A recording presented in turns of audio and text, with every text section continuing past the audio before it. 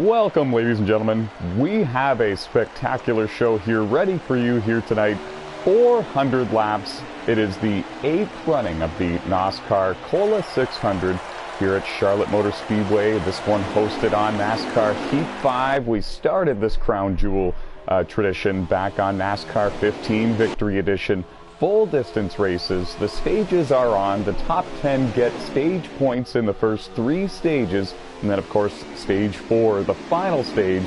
At the end of that, everybody gets points because that will be the end of the 600-mile scheduled distance race. I am NOSSCAR CEO and founder Tyler McMurder, along with my one in-race reporter, and I have a co-commentator here with me this evening, co-commentator Landon Jenkins, normally the driver of the number 77 Chevy Camaro in the series, and our in-race reporter Alex Tesdahl, driving the number 17 Ford Mustang, out there running in the top 10. He got stage points in stage 1. Aaron Garcia, the 24, won the pole for this race, won stage 1, and since then has been leading the way and set his car on cruise control. Seems to have a good grip on tonight's event. Sit back, relax, grab a cold can of soda, and enjoy the show. We are working stage 2 of the 8th running of the NOSSCAR Cola 600 at Charlotte. Landon, thank you very much for joining us here tonight for commentary. Before we get into the show, you recently captured your very first NOSSCAR Platinum Cup Series win, that coming at Sonoma Raceway. Tell us a little bit about that. Yeah, that was a very good moment there. I mean, that Sonoma's always been one of my favorite road courses, and I've always looked forward to potentially getting my win at a road course like Sonoma. But with what happened between the 24 at that race was really helpful, but I was glad to finally add my name to the win column for the Platinum Cup Series and continue to get more. Yeah, and we're going to wish you luck the rest of the way here this season. 10 more regular season races, including this one. You're locked into the playoffs. You got less stress on your mind, but I'll tell you who's got stress on their mind right now. It's the 24 of Aaron Garcia. He's got the 78 just below him, looking for the race lead. That is Connor Brown, and he's going to take it and bring Dustin Franklin in the 3 with him. Donnie McBride Jr. in the 88 is going to go up the middle and bring Alex Tesdahl, our in-race reporter, in the 17 Ford with him. Dawson Brush in the 95. 88's racing to get back on the lead lap, just to clarify. 10-4, thank you. So we have 8 cars. We have 8 cars on the lead lap, and in 9th place is Donnie McBride Jr. He is now just in front of your race leader, Aaron Garcia, and if the caution comes out right now, he wouldn't need the free pass. He would get back on the lead lap. 20 drivers started this race. We have 2 drivers out of the race and done for the day. 18 cars left on the racetrack, still rocking and rolling and soldiering forward for these stage points and for the win. There's Harold Burton in the 12. Got the free pass at the end of stage 1, comes into this race 3rd in the point standings. No Platinum Cup win for him this season. Still searching for his very first career NOSSCAR Platinum Cup Series win, and that would make him a Triple Crown winner. He would be the 18th Triple Crown winner. Of course, Landon Jenkins, you became the 17th Triple Crown winner in NOSSCAR history, having a win in the Truck Series, Motormaster Series, and Platinum Cup Series. It was a special win for you in so many different ways. Yeah, it really was. I mean, after finishing so many times behind that 24 was really starting to make me feel like, man, am I ever going to have a chance to pass him at all or anything? But, I mean, I've kept good pace with him throughout those 3 series and been in the Final 4 in the Motormaster and Tailgate, so hoping that trend continues. And a big move to the inside, Dustin Franklin in the 3, looking for the race lead from the 24 of Aaron Garcia. Again, folks, just a reminder, the update from Alex Tesdahl a couple of laps ago, letting us know that the 88 is 1 lap down, right now in the tail end of the lead lap, hoping for a caution to come out because I don't think he's going to be able to drive away from these guys. The draft is strong enough here at Charlotte Motor Speedway to the point where if you're quick enough, if you're just as quick as the car in front of you or almost as quick, you can stay right behind them and they're not going to really go anywhere. Unless these two continue to battle for the lead the way that they are, it's also allowing Connor Brown, Alex Tesdall, Dawson Brush, the rest of the top 5 to start closing in. I'm currently a lap down.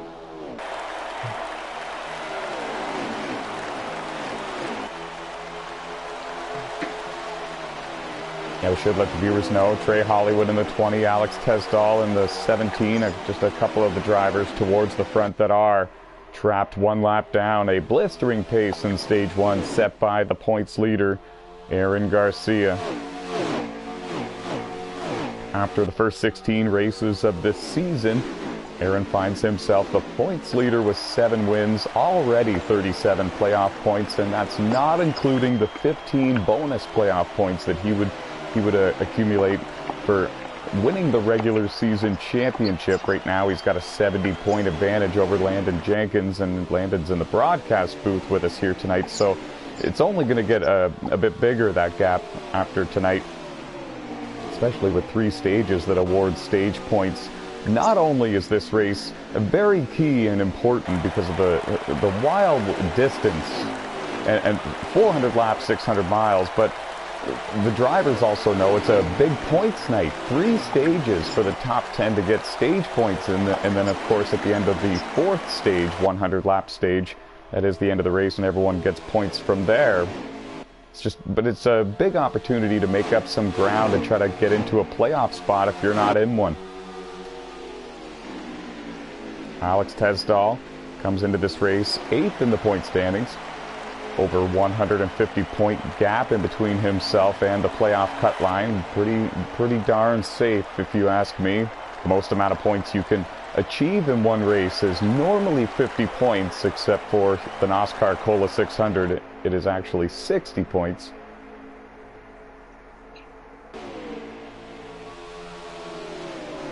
Josh Colm-Diaz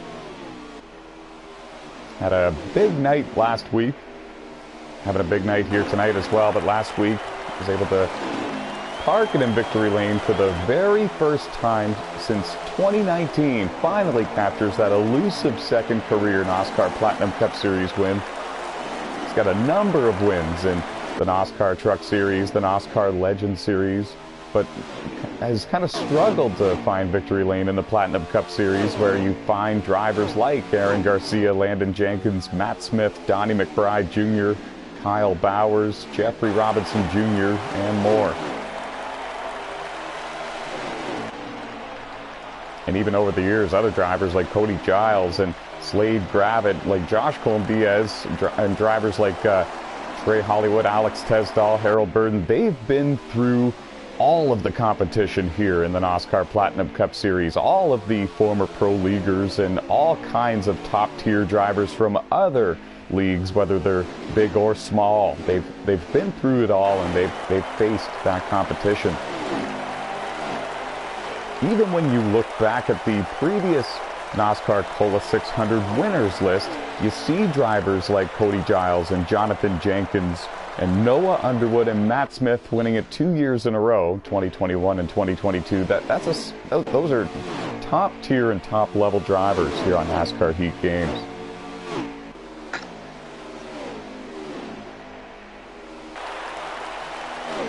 The battle for the lead still on, Landon. Sure is. That 3 car is all over Aaron. He keeps looking to be inside, just doesn't seem to have the power to make the move. It looks like Aaron's got a great launch out of the corners when he's forced to use the high line, and he's able to stay in front of the 3 that way. Yeah, it also seems like that Dustin stays behind him in his draft to potentially keep him away from that 78 and the 17 from keeping up with him. Yeah, I was watching a bit of that battle as well. Connor Brown runs in 3rd. Alex Tesdall, as of now, is the first car 1 lap down, and I believe that is 10th place. We'll throw it down to It's ninth? Yeah, you were right the first time. 10-4, thank you. How's the car feel, and is it frustrating knowing that you're this close to getting your lap back, or are you kind of happy that you're having the pace that you have and it's not getting any worse? It feels nice that the car's got obvious top 5 speed, but it's frustrating being trapped a lap down, so like, as of right now, the plan is to try to work with the 78, to try to run down to 24 to 3, and maybe pass them and get it back the old-fashioned way. 2 career NASCAR Platinum Cup Series wins for the driver, the 17, Alex Tesdall. Good luck the rest of the way, buddy. Thank you. And don't go far. We will need more information once in a while, that is for sure. No leaderboard, no lap timer. We are all alone here. We're almost in a spaceship out in the middle of nowhere. We got nothing. We need Houston. Right. We need someone to keep tabs with us, help us out here. Absolutely. The best we can tell you, though, we know Aaron Garcia leads. Dustin Franklin in the 3 runs in second. The 78 of Connor Brown having a great run. He's been up there a few times challenging for the race lead. He runs in third. But now we actually have some heartbreaking news. The 18 of Jeffrey Robinson Jr. is off the racetrack and appears to be done for the night, and that's going to end up having him finishing in the 18th place position here out of the 20 cars who entered, and that's not the points night he was hoping for. Not at all. This is, like you said earlier, this is a big race for big points, and kind of heartbreaking to be out this early. Yeah, I agree. He needs points as well. He comes into this race 14th in the playoff standings here, and he's only about 60 points above the playoff cut line. So he needed a good points day, and I'd like to also remind the viewers that that's only because he's missed a number of races here this season so far, which is also not like him. He's been kind of having a busy schedule this summer, and he finds himself in a predicament where he needs some points. And you're right. The battle for the lead has not simmered down at all. The 88 of Donnie McBride Jr. has been able to drive away from these two because of the constant battling we've seen between them for the race lead. Donnie hoping for a caution. He's on the tail end of the lead lap. Alex Tesdall is also hoping for a caution. He is the first car, 1 lap down in 9th place. We're trying to get a bit of a better idea as to what the rest of the running order looks like. We know Connor Brown is in 3rd in the 78 car. Alex, can you maybe try to fill us in on who is running exactly where? Is Harold Burden in the 12 running in 4th? I think so, because Hollywood is 10th. Okay, so that would put Josh Colombiez in the 9 car running in 5th as well. And that makes sense to me too, because the 12 of Harold, he got the free pass at the end of stage 1, so we know he's on the lead lap, and we see where he is in line on the track. Seems to make perfect sense to me. He's running 4th with Josh Colombiez right behind him in 5th. There you see the battle on your screens at home. Yeah, I'd watch out for them to make move, because Harold, Josh, and Trey, even though he's a lap down, those 3 have been gaining ground on the 78, and whoa, 9 car bleeped out. Yes, he did, and we're confirming it now, folks. The 2021 NASCAR Legend Series champion and Platinum Cup race winner from last week, Josh Colombiez, is parked on the racetrack and done for the day, and I can't believe that. Dang. He was up there in the top 5 having a great run, and this is going to put him back in the running order as well. He comes into this race very safe in points, plus the win, of course, from last week. He's locked into the playoffs, but certainly not the night he was hoping to have. Everybody wants to win a crown jewel event like this one. Exactly. I mean, he and the 12, they were working together pretty well to get up to the 78 of Connor Brown. If they gotten by, they probably would have had a chance to go for the lead, as the top 2 are in. You're right, and the group behind him stays out, so Harold Burden and the 12 will take over the lead for now, but Dustin Franklin, Timmy Brown, Aaron Garcia, all on pit road. There's a number of cars on pit road. Trey Hollywood, Aiden Cody in the 53, Dawson Brush in the 95, the two Canadian drivers, Ian Henwian in the 29, Emily Seri in the 62. They're both on pit road. Having solid nights, both of them as well. Both are 1 lap down. I believe the 29 is 2 laps down. Emily Seri in the 62, 1 down to the leaders. These stages are so long that most times you're gonna. There's some drivers here who might pit 3 times. Some could save like the 12 or the 24. Could try and stretch this out to only make 2 stops. Yeah, we should fill the viewers in a little bit about that. It's 100 laps for each stage here tonight, and these drivers are capable of going about 29 to 31, maybe even 32 laps on a fuel run. So if they can save, whether they're in the draft or whatever the case may be, and if they can run 32, 33 lap stints, then they only need to pit twice in this stage and maybe sputter for the last lap in that last stint. But we've also seen a couple of cars go 1 lap down because of that strategy, so it'll be interesting to see who tries it again here in stage 2 and who doesn't. Yeah, this race is it is a crown jewel race, don't get me wrong there, but it also comes down to how you play things out. Long race, and your fuel run is very small, so you gotta try and make the most out of it, as I'm fairly certain the 24 is back out front, but yeah, strategy is going to come into play once things all come down to the end of the stages.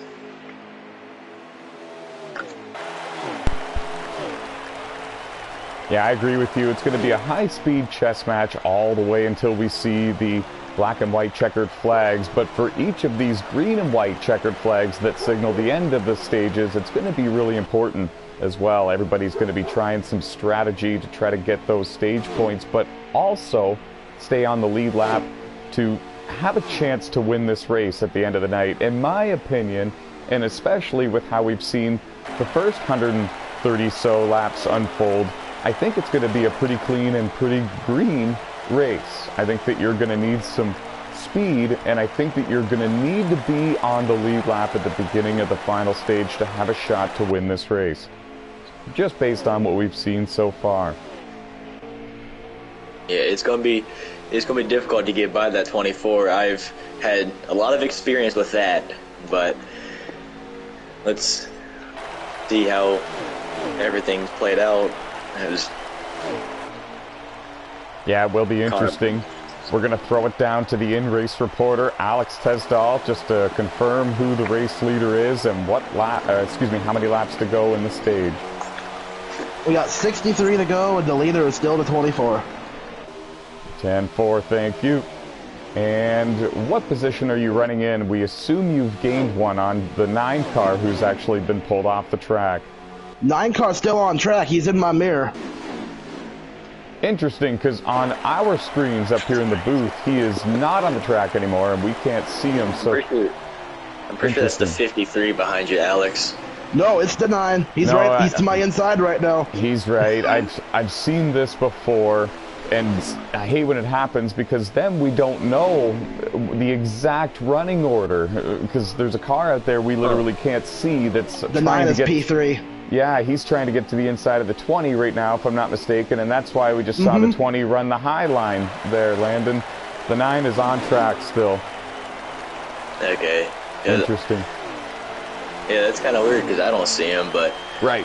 If he's on track, he's in that gap between the 53 and the 20. Yeah. Yeah, I can see it now. I mean, he's not. I can't visibly see him, but I can see the gap. Yeah, that's weird. I've never seen this. He's a ghost. Look, I'm scared of the 9 right now. See, and this is what makes it frustrating. We don't know who's out of the race and who isn't at this point. The 47 of Jordan Green, the 6-time NOSSCAR champion and legend from NASCAR 15 Victory Edition, he appears to be off the track and done for the day, but he could very well still be out there having a good night. I haven't seen him, but we don't know. Exactly. How many dots on pit road? Looks like 4. All right, let's do some research here. 1. Ooh, 78 in the wall. No, sorry, that's the 13. My fault. Okay, so the 47 is truly done for the day. I just did the count on pit road, and the only one that is still on the track and going is the 9. And now, as for the incident on pit road, the 78 of Connor Brown just barely missed it. The 13 and the 95 both had a moment in that corner. They both went up and hit the outside wall, and both have a little bit of front-end damage after the incident. Landon might have seen what started it a little bit better than I did, but according to what I see now, both of them have lost the draft with the group they were in, and both have a little bit of damage. Dawson in the 95 might be able to stay with the group that's just in front of him, which is being led by the ghost car of Josh Combe-Diaz. This night's going to keep getting crazier from what it seems. Oh, yes. I wonder how far the gap is. Who's in third? Well, it'd probably be it would be Josh. Yeah. But is the 53 on the lead lap? I don't know. I believe he is. I can't see that far on the leaderboard. I think he is. And I also can confirm the 8 car of Jordan Roughton, I don't know if he was on the lead lap or not, but if he was or is, he's about to go. 1 down to your leader, Aaron Garcia, in the 24. That I cannot confirm either, but for my sake, I hope he's already lapped. Yeah, you're going for that free pass. I don't think we've seen a caution all race long for an on-track incident. Correct me if I'm wrong. Nope, it's been all green, except for the stage break. We saw the 37 spin, we saw the 13 spin, we saw the 88 car and one other car tangle. But overall, yeah, no cautions. And they're on, folks. The flagman in the stand does have a yellow flag in his little bag there, and just hasn't felt the need to use it yet here in the NOSSCAR Cola 600. 8th running of this event. 20 drivers started, 400 lap race. 4 stages divided up 100 laps each. The first 3 stages award stage points to the top 10. And then, of course, the final stage, the 4th stage. All drivers get points at the end of that one. Jordan Roughton goes. 9 in the wall. And we can't... And the 53. And that's a yellow. And just when we were talking about it, so Aiden Cody in the 53, Timmy Brown in the 13, and Josh Combe-Diaz all involved in this one. And this is going to bring out the first caution of the race for an on-track incident. It didn't happen at a bad time or anything either. Who is going to be the free pass? Me. There you go. Such confidence. So bold, too. Me. I feel bad for Hollywood. I literally passed him the lap before. And what position are you in? Man. 9th. Wow. Some drivers might take a wave around here, because I think that... Oh, wait, no, because you're going to need to pit now to make it to the end of the stage, aren't you? Mm-hmm. It still might be close. Oh, Nola took a wave around. That's bold. That is bold. He might be hoping for another yellow, because I don't know if we're going to have if he's going to have the fuel to the end. The green flag is in the air. They're in the restart zone. Aaron Garcia, Dustin Franklin, Harold Burton, Connor Brown lead them to the line and into turn 1. It's 50 to go. We will have to stop. Oh, so I understand why he did it then. Everyone's going to have to stop no matter what. So he's going to... Yeah, that's a very smart move, in my opinion. And he's still got about, I think, 15 in the tank. So if he saves a few, he's good to go. Yeah, that's a really smart strategy to get a lap back there by Sean Lucas. Going for it. He'll have to save a little bit, but... And now that everybody's got a pit for sure one more time, there is no fuel saving. Harold Burton in the 12 with a strong power move to the inside of Aaron Garcia in the 24, and we probably wouldn't have seen that earlier in this race. Oh, they're wrecking again. Wreck. Oh! Wreck. Huge wreck. It's like the 20, the 13, 20 got airborne. Yeah, Dang. that was... That was the big one here so far. Second caution of the race for an on-track incident. Sorry to cut you guys off. Heavy damage to the 20 of Trey Hollywood, 13 of Timmy Brown, 22 of Sean Lucas, the 8 of Jordan Roughton, and a number of drivers were involved in that one as well. 51 of Ethan Hoekstra, former NASCAR Novice Cup Series champion. I don't know how I made it through that. Yeah, I saw you slide down to the inside and then swerve back up onto the racetrack. You did a great job in that one. And now this is huge for Sean Lucas in the 22. He had just taken a wave around. Now he'll be able to pit and take 4 fresh tires. Ooh, and 53, 78, and the 17. 88 took right sides, I'd assume. I should have asked who got the free pass, but I think it was Henry. Yeah, you're right. Thank you. I was gonna say before that, I was gonna say before the first caution for on-track incident that really helped drivers like Harold Burton in the 12 and Connor Brown, Dustin Franklin, all of them. But now with the second caution now, it really shook up the field. Some drivers were bold enough to, I would assume, take 2 right sides like the 53 and the 78 who are side by side. No, the top 3 stayed out. And this puts Aaron Garcia in the 24 in traffic for the first time all race long. Now it's going to be interesting to see how he handles it and what he can do and how quickly he can make these passes and make the ground back up. Also going to be interesting to see Donnie McBride Jr. in the 88 car battling for the Aaron in the wall. Points leader in the wall. Pole winner and stage 1 winner Aaron Garcia in the 24 found the wall over there. Soldiers on, but loses some ground. It's going to be interesting to see how well Donnie McBride Jr. in the 88 car is going to do. We saw that he was able to take his lap back the old-fashioned way earlier in this race and kind of drive away. They are still leaning on each other for the race lead. Connor Brown has led the last few laps. Aiden Cody, his teammate, doing everything he can on the outside to get around him. Connor kind of squeezed him. Yeah, and after the squeeze job there, Aiden Cody's going to lose a number of positions and drop outside the top 10, and we have a new race leader. Alex Tesdall pounces while the teammates are battling and absolutely fighting for the lead there. And Alex Tesdall leads that lap. That was a very hectic fight for the lead between a good 6-7 cars there. Yeah, we've got the owner of Bull Pluto Racing up here in the booth with us, that being Landon Jenkins, 2022 NASCAR World Champion.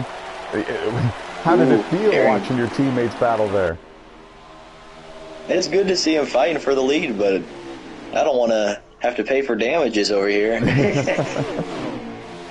Connor Brown still in good shape. He's running in second, right behind the leader. Dustin Franklin in the 3 and third. Donnie McBride Jr. in the 88 running in fourth. Aaron Garcia runs in fifth in that 24 Chevy. Harold Burton in sixth. And a crash deep in the field. Jordan Roughton in the 8 car was involved in that one. And I believe Aiden Cody slid through the grass there too. There's a couple other cars involved in that one. See if we can piece that together later on. And you're right, the action, the intensity has picked up here in this year's NASCAR Cola 600, Landon. He really has. I mean, Aaron Garcia, he isn't. It's kind of it's actually kind of somewhat difficult to pass here at Charlotte, as he's behind his teammate of Donnie McBride, and some drivers like Connor Brown and Dustin Franklin, some underdogs to potentially go after that 24. The 88 is also looking mighty fast, so this is going to come down to a very, very underdog win, I feel like. And could you imagine the reaction of the NASCAR community if Connor Brown in the 78 car captured his first career NASCAR Platinum Cup Series win in a crown jewel event, one of the 5 crown jewel events in the 38 race schedule? That would be huge. The party would be large in the Bull Pluto Racing garage area. Oh, it would for sure, especially after Sonoma. I mean, back-to-back wins for Bull Pluto Racing would be amazing right now. Absolutely. Big shift of momentum, and now to the outside goes Donnie McBride Jr. in the 88, and for the first time in this race, he will lead a lap. And slicing down to the bottom was Aaron Garcia in the 24. Couldn't quite find the daylight to get alongside his teammate for the lead, but he's going to try to take second place away from Dustin Franklin and bring Connor Brown in the 78 with him. The other group of cars has now caught them. Alex Tesdall, Harold Burden, and Dawson Brush all on the lead lap here. The top 7 battling for the lead. Man, they're almost taking this like this is some sort of Atlanta Motor Speedway. Everyone's pack racing, very hectic. This is an exciting stage 2. Yeah, this is wild, and those couple of cautions kind of shook things up. It's no longer about long run speed, saving your fuel, saving your tires.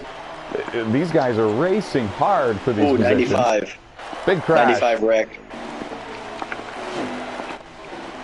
The 95 of Dawson Brush.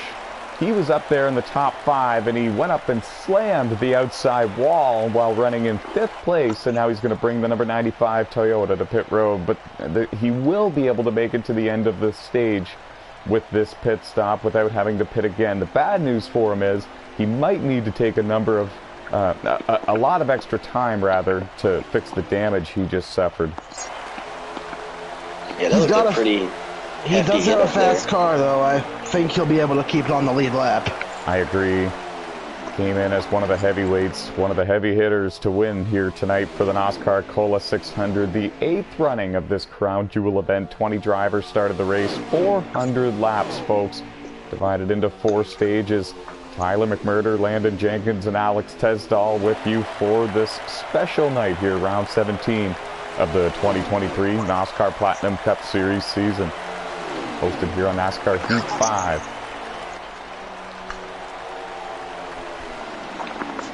That 3 car has tried to make some moves underneath the 24, but Aaron, he seems like he has such a good exit off the corners to stay ahead of somebody. I agree. And the draft is strong here as well tonight, so these cars are really able to pack up and group up and keep the action really tight and close, and that allows these drivers to get those slingshot runs once in a while to the inside, to the outside. There's been a lot of lead changes in this race. Aaron Garcia in the 24 has certainly led the most laps, but drivers have been challenging him since the very beginning of this race, that's for sure. Bringing new people into this race could really make things more interesting once it comes towards the end. Someone like the 3, the 78, they've led laps here, and they seem like they have the speed to go contend for that win against the 24 and now the 88.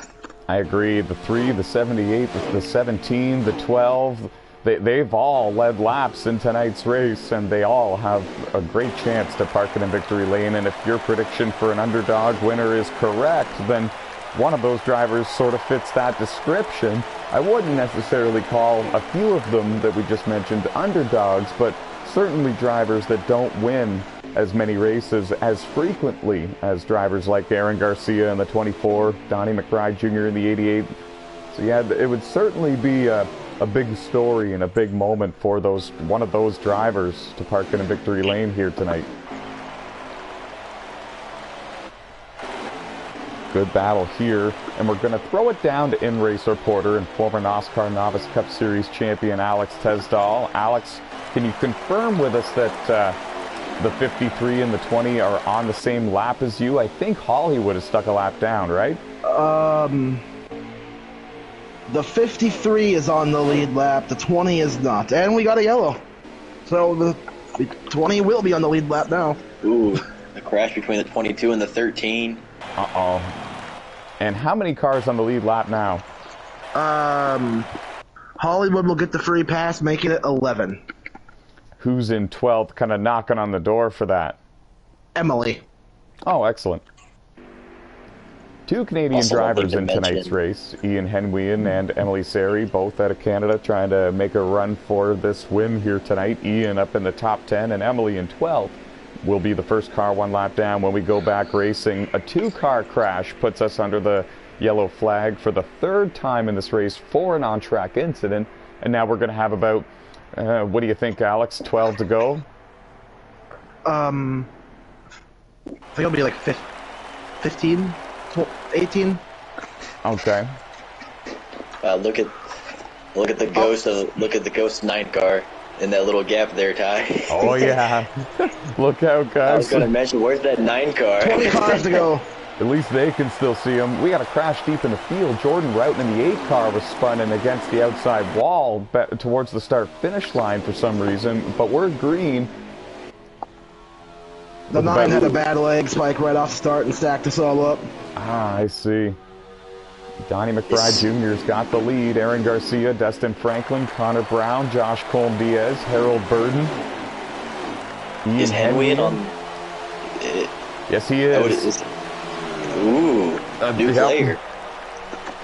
We got a rookie driver coming to the front, Ian Henwian. He's got podium finishes in NASCAR on Gran Turismo 7, multiple of them. A very talented driver, just hasn't really put the time and effort to practice and adjust and tune in to the NASCAR Heat 5 sort of graphics and physics. Ooh, crash between the 95 and the 20. Or almost a crash. It's getting dicey towards the tail That of was the very field. close.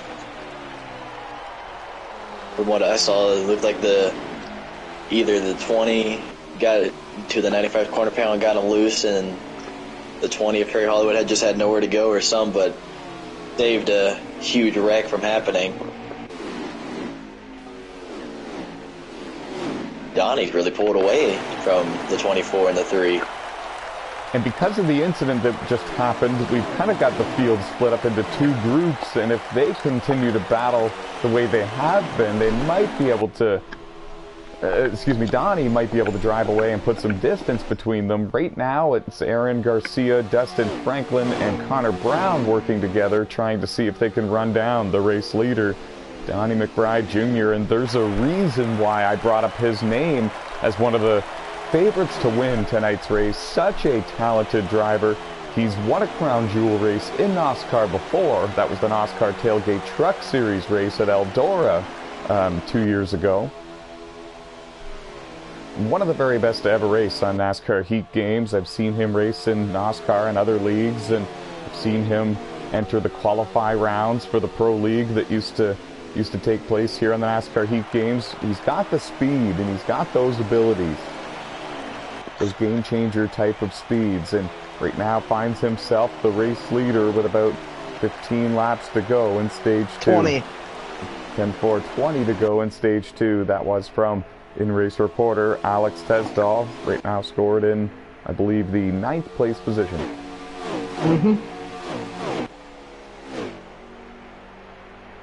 Another driver to look at, Sean Lucas in the 22. He's really been gaining and getting up to those leaders lately. He might have something for him once stage 3 comes around.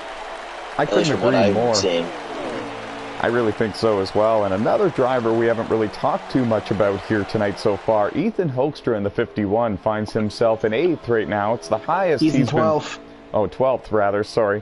He's knocking on the door of getting back onto the lead lap at the free pass, but he's driven his way up to 8th in line. He's been getting faster and faster, slowly, over the course of the entire race, just kind of learning and maybe making adjustments here and there. Finding himself up there with maybe a top 10 car, we'll see.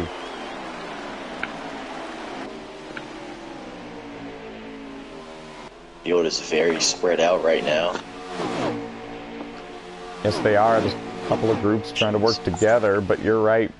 Everyone's kind of toned it down. We saw a bit of a rash of cautions there for a bit, 3 of them, after going green for nearly 150 laps straight in this race. 130, rather. Stepping away for about 30 seconds here, leaving you with Landon Jenkins and Alex Tesdall. You're watching the NASCAR Cola 600 here on NASCAR Heat 5.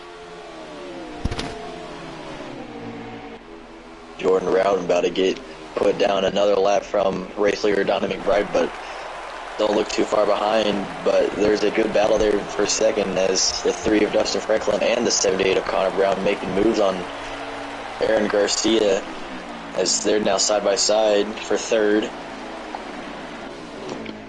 Those 3 trying to work together to get up to that 88, but the Donnie McBride, he's looking mighty fast, and now we'll see if them 3 can regroup and start bump drafting back up to him.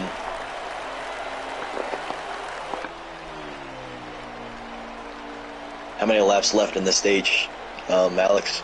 Got 15 to go. Alrighty, and I would assume the 51's still on the lead lap, or not the lead lap, first car 1 lap down. I believe so, since he's right behind me. Alright.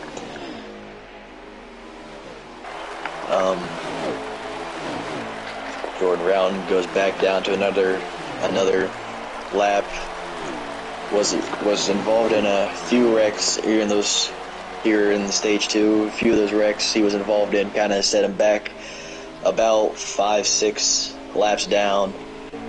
It's going to be hard to get all those laps back unless we find another string of cautions like we did early in the stage.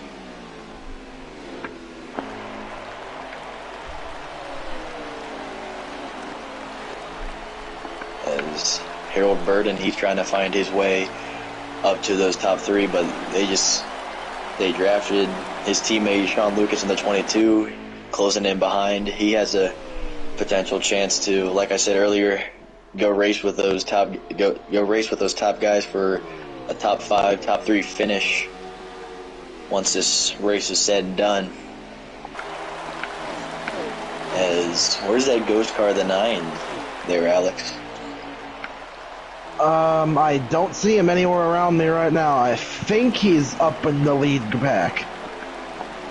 Alrighty, that's the one thing we gotta try and remember. Looks like he's the tail of that lead line. Okay, yeah, this is kind of one thing that's going to be troubling for myself and Ty to figure out, because we don't see him on our screen, like we've said a few times. Yeah, it looks like, he's the last car in line in that group in front of the 12. Alright, 24 and 78 making heavy contact down the front stretch. 78 almost got into the fence. That allowed Dustin Franklin to leave him. They actually gained a decent amount of time to the race leader of Donnie McBride Jr. Other packs in the field, you got Ian Henwian in the 29, leading a group behind in-race reporter Alex Tesdall. Behind Henwian, you got the 53 of Aiden Cody, 95. Dawson Brush and Aiden's teammate there of Ethan Hoekstra is trying to stay. This is the first car 1 lap down to get back on the lead lap with about, 9-8 to go? 10 to go. Alrighty, see if he could stay on the lead lap ahead of drivers like Trey Hollywood. Is he on the lead lap? Hollywood, I think so, yeah. He got the free pass in the last yellow. Okay, I just wanted to make sure because he's a little a ways back from Ethan, so I just want to confirm if he's still on the lead lap or anything.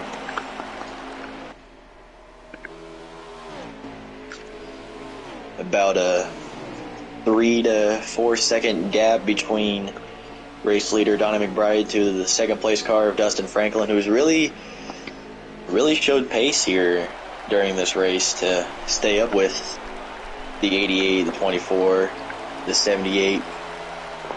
He could have a shot of getting a win here this season for the 2023 Platinum Cup Series season. 24 and 78 continue to work together to gain back up to those top 2. Harold Burden staying there. Actually, he'd be 6th because of the 9 car. But Harold Burden actually be running 6th right now, which puts Sean Lucas up in 7th.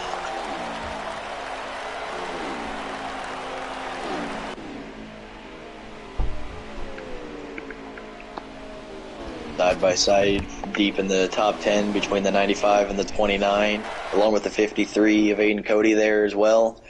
Behind Alex Tesdall, who, what place are you in? 8th. That's a very feisty fight for the final 2 places in the top 10. And 53 of Aiden Cody in 9th, with Dustin Brush in 10th, Henry in there in 11th. And how many laps to go, Alex? We got to be getting close, right? I believe it's 5 to go next time by. I'll let you know for sure when I hit the line. No problem. Donnie McBride Jr. still leading the best battle for position back there in 8th, 9th, 10th, and 11th, of course. Everybody wants those stage points. Yeah, 5 to go. And a few cars still trying to get back on the lead lap with the free pass at the end of this stage, and that includes Ethan Hoekstra in the 51, Emily Seri in the 62. We've seen a few drivers get back onto the lead lap with the free pass and be able to do something with it, drive themselves up into the top 10 and get some stage points. Ian Henry in the 29 is one of them, and Donnie McBride Jr. in the 88 car is another. Was able to get his lap back the old-fashioned way. Now he's got the lead, and he's looking for a stage win here at Charlotte Motor Speedway. It's the 8th running of the NOSSCAR Cola 600 here on NASCAR Heat 5. 20 drivers started the race, 15 of them left on the racetrack. We'll confirm at the end of the stage with Alex Tesdall, but we believe that Jordan Roughton in the 8 car is off the track and done for the day.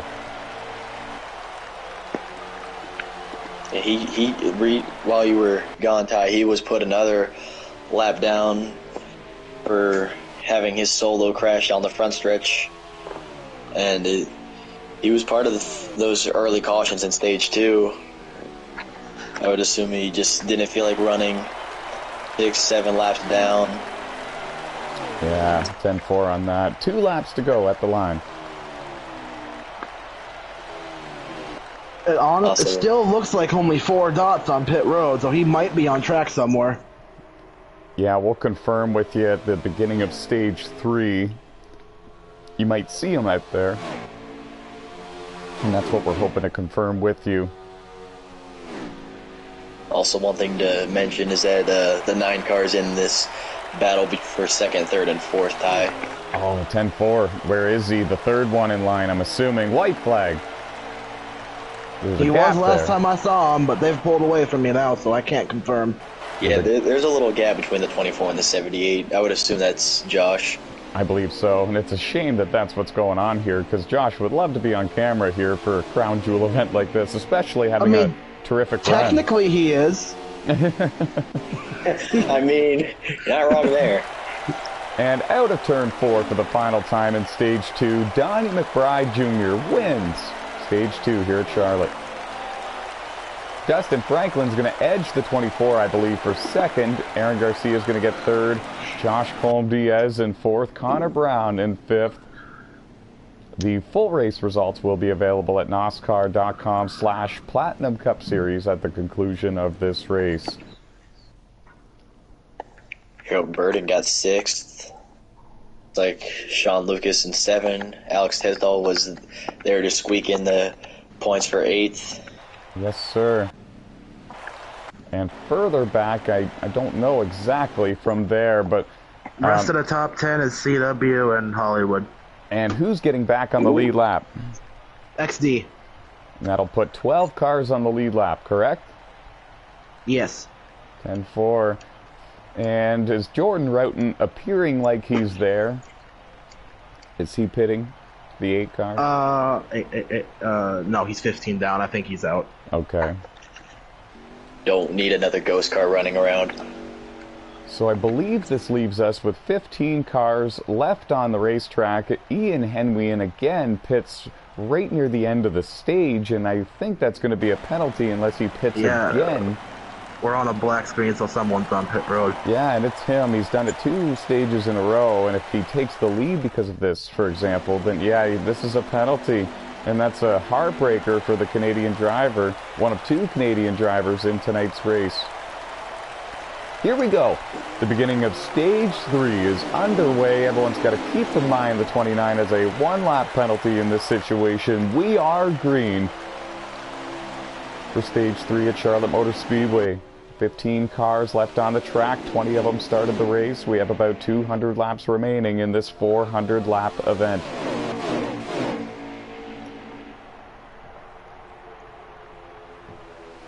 Donnie back down to the inside. Aaron Garcia followed through, back up to second, see if he could find a way back past his teammate. That penalty really hurts the 29 there, because that almost messed up my race at Sonoma in stage 2. The only way that he can recover from this is at the end of the stage. If we can piece together where he is on the track, he would get a modified free pass and be back on the lead lap. But the thing is, if he does this again, then he gets a 2-lap penalty. He's already done it 2 stages in a row. This is going to be looked at, but as of now, he is being penalized. And there's no way for us to inform him. And even if we do, it might anger the driver, and he might drive, you know, a little bit wild. So we don't normally typically do that. Ooh, right in the back, 95. Yes, I saw it too. The 95 of Dawson Brush, one of the favorites to win tonight's event, got spun by another car. And now, I believe he's out. Yes, Dawson has pulled it off the track, and he's done for the night. And he was on the lead lap, folks, with a chance to win. This is going to leave 11 cars on the lead lap and move a couple of drivers up a spot. The attrition has been pretty intense here tonight so far. It really has. Those cautions in stage 2, they must have changed something going around. Connor Brown making move on Aaron Garcia for second. You're right. Donnie leads, and this is not what Aaron in the 24 needs. I think that coming into this stage, Aaron had the goal to stay right with the 88 as much as he could, because he saw him drive away in stage 2. So I think that he's kind of come into stage 3 a bit more focused, trying to stay right with the back bumper of that 88 car. And the last thing he needs is the 78 or the 12 or the 29 or the 9 or the 17 to start making moves to the inside of him.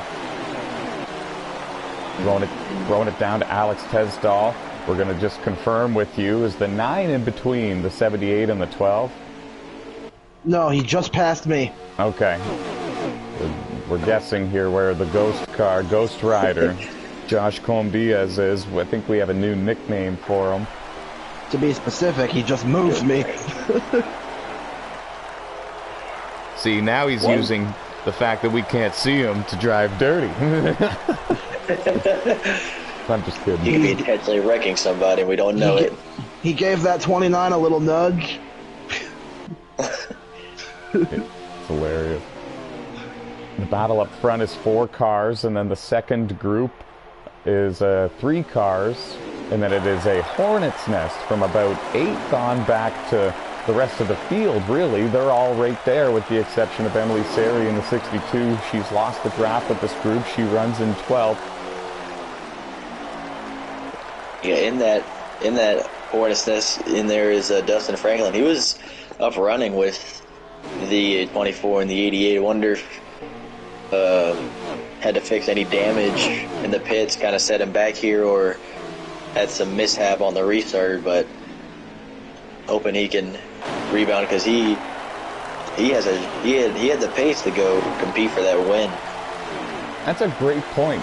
He has spent most of this race up in the top 5, and you're right, he's back here in traffic in the 3rd group, and you got to wonder what happened there. But the great news for him is there's a lot of time left in this race. The bad news for him is he's lost the draft with the 2nd and the 1st groups, so at this point he's kind of just stuck where he is and kind of needs to see how it all unfolds. Keep drafting, try to make some passes if you can, and just kind of do what you can from here.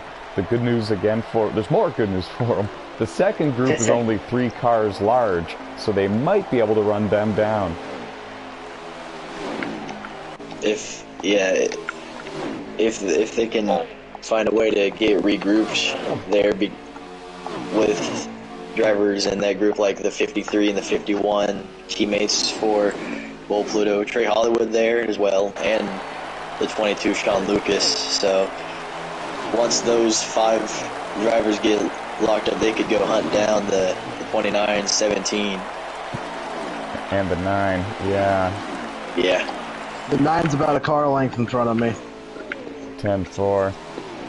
They've lost Timmy Brown in the 13. I think that he's going to lose the draft with this group, so now it's only 5 cars. But man, they were really battling hard just a lap or 2 ago. That's why I was kind of cringing over here when you were talking about the battle, Landon. You could hear me probably. They were close to contact. They were 3 wide for a moment, and that's when they started to lose the 3-car tango of the 9, 17, and 29. Now that they're grouped up single file again, I think that they will catch them, but if they get to battling again, Landon, I don't think they will, because they started to lose them when they did that. And speaking of losing them, Ian Hemwian, one of the 2 Canadians in the field, he's now lost the draft with the 9 and the 17. He is eventually going to fall back into the clutches of this 5-car group, probably get freight trained, and go to the tail of it and just kind of ride and follow behind. Great Top 4 still single file. I was just about to say, there's great action all over this racetrack. It's really hard to keep up with. Donnie McBride Jr., Aaron Garcia, Connor Brown, Harold Burton, and Josh Colm-Diaz. Your top 5. The top 4 are in their own world up here, battling for the lead in Stage 3. We're over halfway through the 8th running of the NOSSCAR Cola 600 here at NASCAR Heat 5. I'm starting to wonder if Aaron in the 24 is saving a little bit of fuel with him staying in the draft of the 88 along with the 78 and the 12. Maybe there's some strategy there why they're still single file. And if I had to choose one driver in this group of 4 that could be doing that, it would probably be Harold Burton in the 12. He's also in the best position to do that. He's at the back of the field. He can control how hard he pushes because nobody is beating on his back bumper. He is one of the masters in NOSSCAR at conserving fuel, along with Sean Lucas, Jesse Carlson, and I would even throw Alex Tesdall in there. So if one of these top 4 is saving and possibly thinking strategy, he would be the one I'm choosing. But you're right, yeah. If you're the leader, you're full throttle no matter what, and everybody else could potentially be saving fuel. Now Connor Brown makes a move to the inside. He will take over second, and it looks like the 24 will slide in line behind him.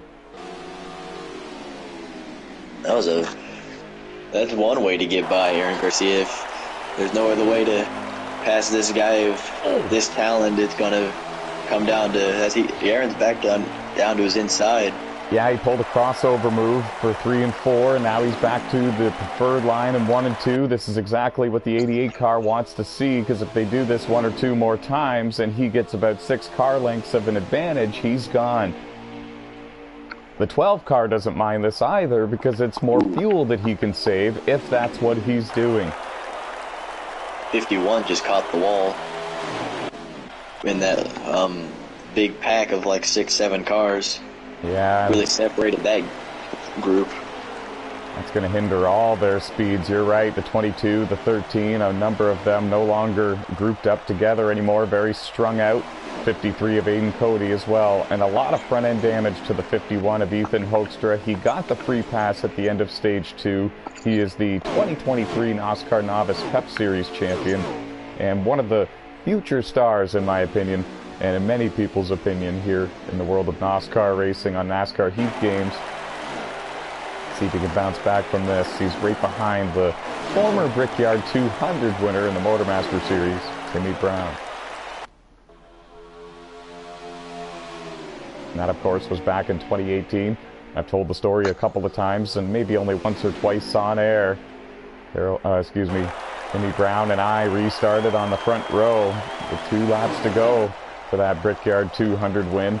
I was faster than him all race long. He was on the outside of the front row. I was on the inside, and he blew my doors off. I don't know how, and I still don't know what I would have done differently to this day. And this was 5 years ago. Timmy Brown picked up the win on that night. Must have been some change to the wedge or something to help him out there. I'm thinking maybe that or maybe air pressures, because he just seemed so much faster than me for those 2 laps. I was full throttle. I don't know what I could have done differently, and I was quicker than him all race long, quicker than him almost every race all season long up until that point. And we were both still looking for our first win that season, so it was very frustrating, I'll be honest, at that current time. But as time has went along, it's the only win Timmy Brown has in NASCAR on a NASCAR Heat game. So I'm actually very happy that it went the way that it did, because as the history shows, I've went on to win many more. So congratulations to Timmy, and I'm glad he still races with us in NASCAR.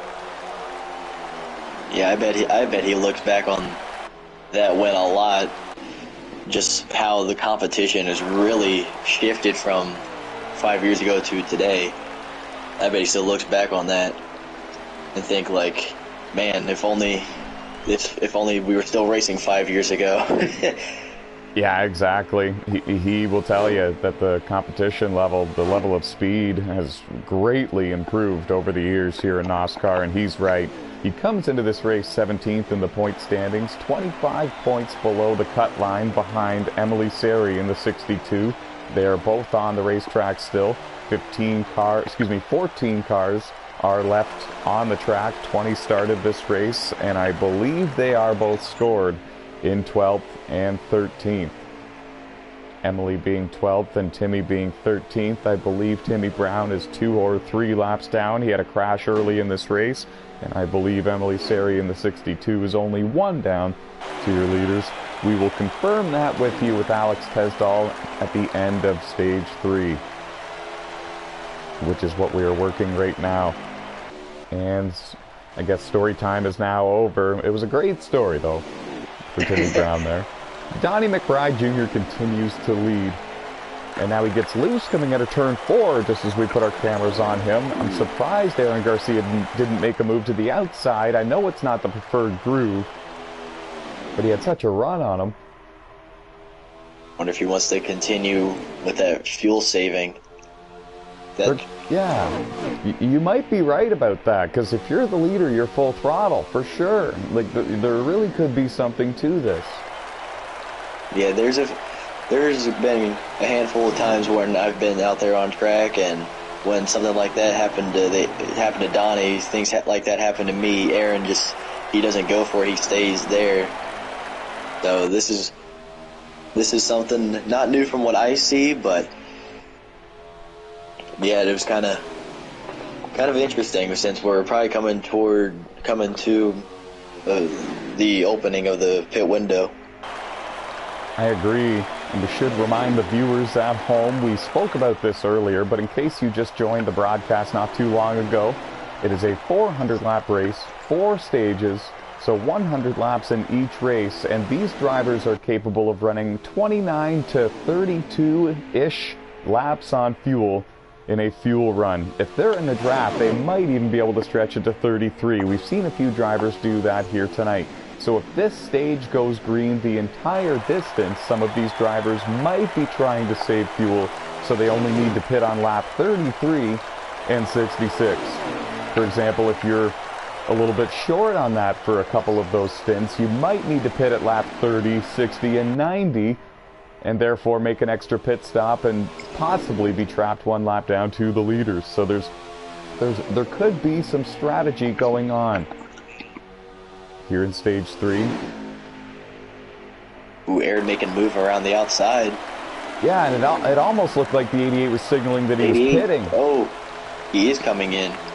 He just got... I wonder if the 78 didn't know, because the 78 of Connor Brown, he just drove through the back of him. Oh man, I hope the 88 doesn't have a speeding penalty, because if he does, he will not be up there as the leader once this all cycles through. Also, Alex, what lap are we on, my friend? Is this too early? We're on lap 29. Yeah, this is too early. If you're going for the 2-stop strategy anyways, this is far too early. The 88 car will need to pit a total of 3 times in this stage if it goes green the entire way. Dustin Franklin comes to pit road. Yep. Ian Henwian, Trey Hollywood, Aiden Cody, they all come to pit road as well. It's a party on pit that road entire now. second group. Harold Burden stays out another lap. Not surprised. He and Aaron Garcia are both out there. And now Aaron comes to pit road. Yeah, so it gives the lead to trouble for you, folks. Good for him. Comes into this race third in the point standing. Still looking for that first career NASCAR Platinum Cup Series win. And, yep, we're getting a report there from Trey Hollywood and Dustin Franklin, both, that a car pit with under 2 laps to go at the end of stage 2. It has been addressed and a penalty has been issued to the driver of the number 29, Ian Henwian. I've also got a report that Donnie, he signaled for pit road. He did. He definitely did. He signaled. I wouldn't call it a 120% clear signal, but he went to the bottom on the back straightaway for no particular reason. He didn't go all the way down to the line like most drivers normally do when they're signaling, but he went down a considerable margin. He went out of line. You're right. Harold direct an entry of pit road. Oh. Harold Burden, the master of the fuel consumption strategies, spins at the entrance to pit road, made minor contact with one of the walls there, I believe, and might have a bit of extra time for this pit stop to repair any potential damage. If he does, it'll be minor, that is for sure, but it's not what he needed. He's going for the stage win with a 2-stop strategy, if I'm not mistaken. He stayed out longer than any other driver on the lead lap. Pretty sure Donnie McBride did get a speeding penalty because he's back in the group where Trey Hollywood, Aiden Cody, all them were, contact. Yeah, and that looked intentional. Trey Hollywood drove to the right, I think, and into the left side of Ian Henwian in the 29 car. Interesting. Yep. And I know the frustration. I understand what's going on here. I know that he wants the 29 to get a penalty, but the thing he doesn't realize is he has one. He's been given a penalty, and now Hollywood is knocking on the door for a penalty of his own. Burns going to fall in line behind the 88.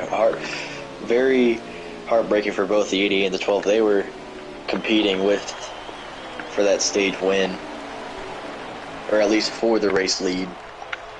Oh, for both, for sure. You hit the nail right on the head. There was 4 cars that separated themselves from the rest of the field, and they were 2 of them.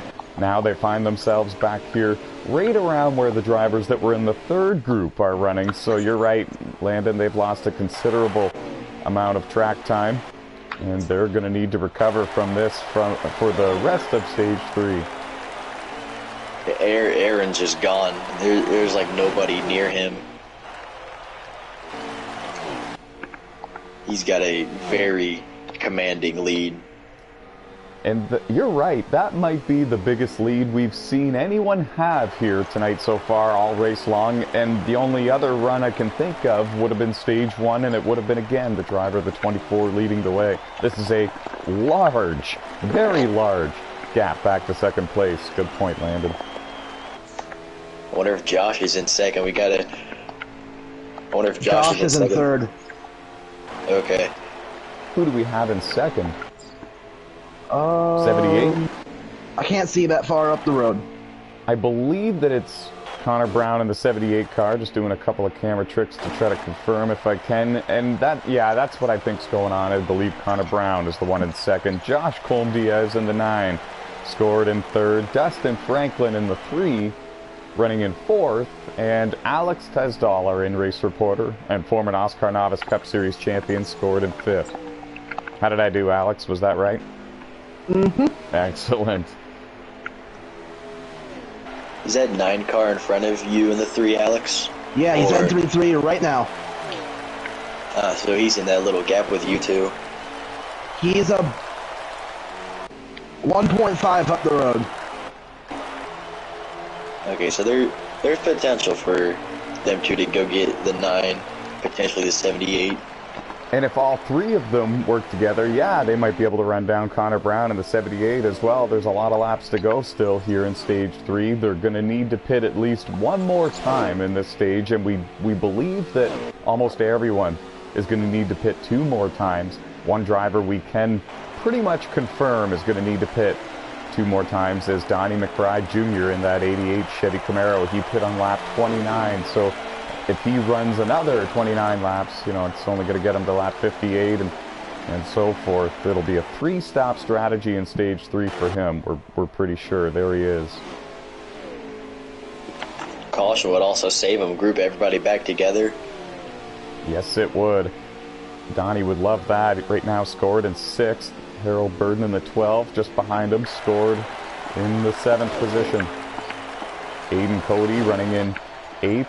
Trey Hollywood running in 9th. Kind of giving a bit of an update for the viewers at home on the current running order. Sean Lucas in the 22 rounds out the top 10. Ian Henwian is currently riding around here with a penalty. Ethan Hoekstra in the 51 car, I believe, is the one scored in 11th.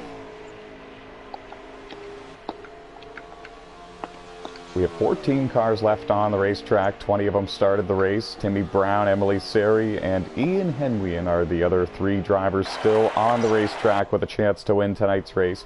But in my opinion, and I spoke about this a little bit earlier in the broadcast, it's been a very clean and very green kind of race. I know we had that rash of cautions in stage 2, 3 quick cautions all kind of back to back, but I don't know.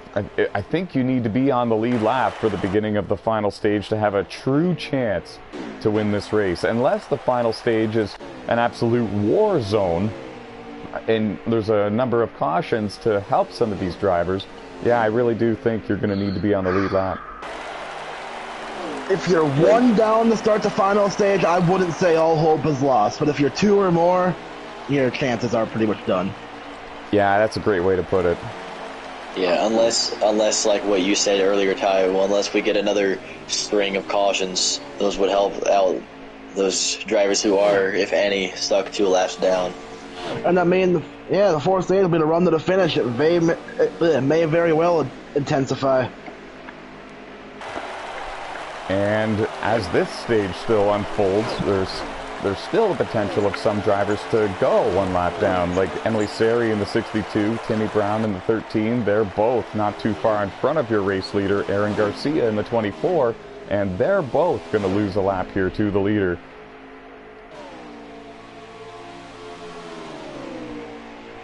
Harold Burden just made a move on Donnie McBride for what I believe would be 6th place. Yes, he did. Field so spread out, it's kind of hard to figure out where everyone is and who is where. A bunch of separate 2-car packs.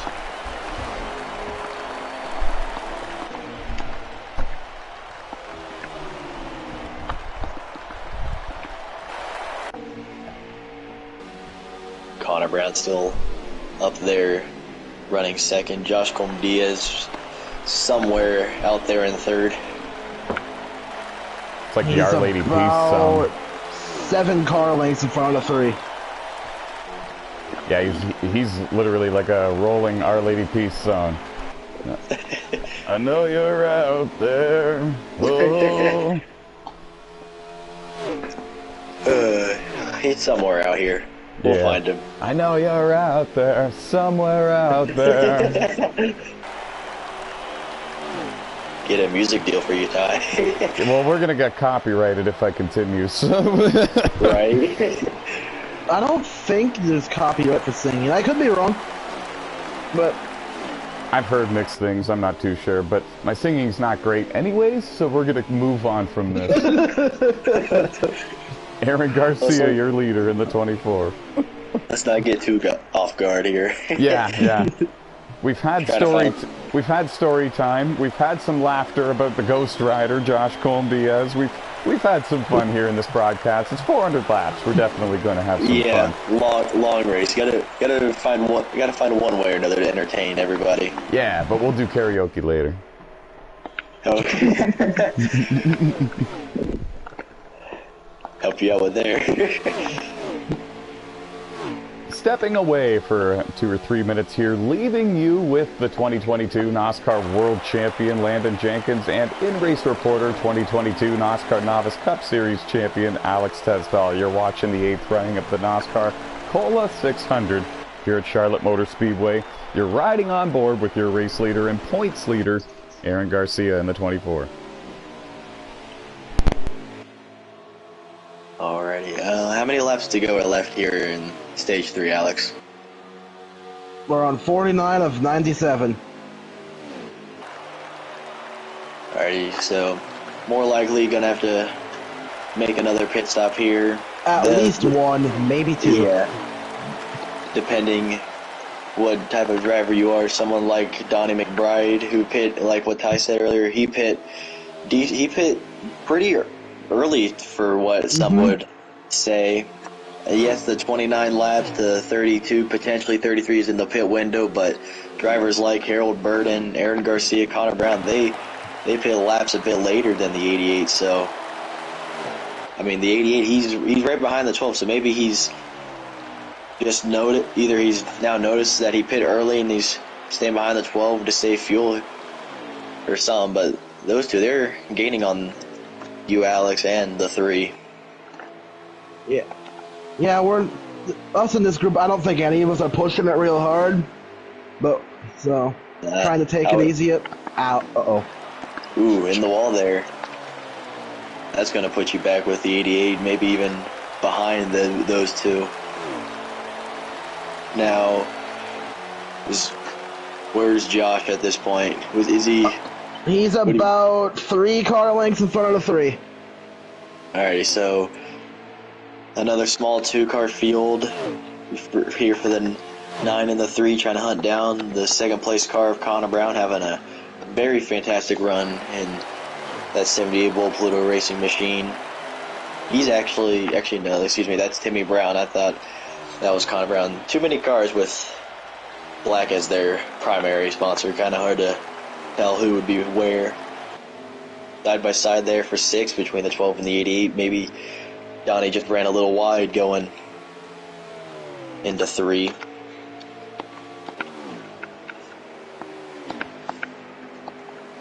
Trying to find action here around the field. Ethan Hoekstra, Ian Henway, they're about to go a lap down. Ian Henway about to go technically 2 laps down because of that penalty for the stage 2. And then Ethan Hoekstra, he's just now entering turn 3 as Aaron Garcia's about midway down the backstretch, so that 24 might have a chance to go lap him, but like you said, everyone at least one more pit stop there, Alex. Yeah. Some other notable battles, Aiden Cody and Trey Hollywood in the 20. They're battling for the final few spots at the top 10. Sean Lucas not too far behind those two. As we see here, Donnie McBride and Harold Byrne just got by your in-race reporter of Alex Tesdahl to send him down to 7th place. Be confirmed. Alright, so that's going to put the 88 back into the top 5, potentially hoping he could get a caution within the next few laps. That way he doesn't have to either pit early again or can get back up to his teammate of Aaron Garcia, Connor Brown, Josh Colm-Diaz, and Dustin Franklin. Franklin's really fought his way back up through just for the most of the first half of before everyone made their pit stops. Dustin Franklin was in that 5-car group there with Trey Hollywood, Aiden Cody, Sean Lucas, all of them, but he really fought his way back up into the top 5. Must have had a very fantastic pit stop to put him up there.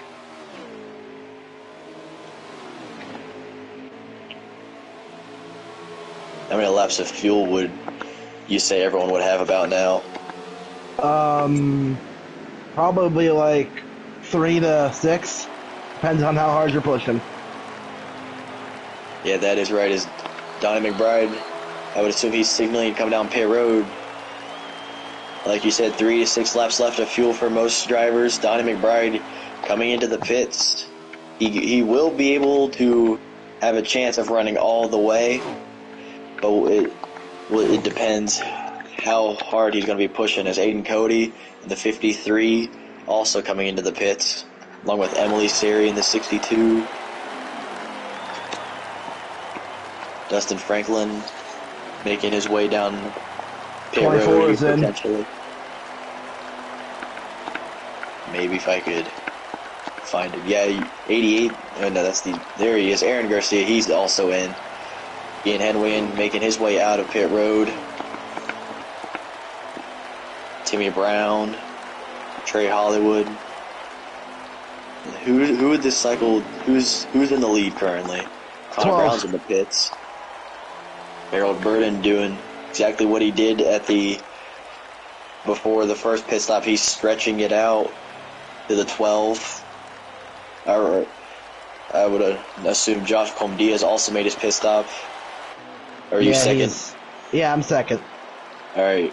I think Alex the 22 Tisdale is still on track too. He hasn't made a stop yet. All right, thanks. As some notable, as you said, the 12, he's good at saving everything. I'll help you later. I lost my 56. Harold Burden leading, Alex Tisdale running second, Sean Lucas, if I would be 100% sure, is running third. Actually, now he's signaling to come down into pit road.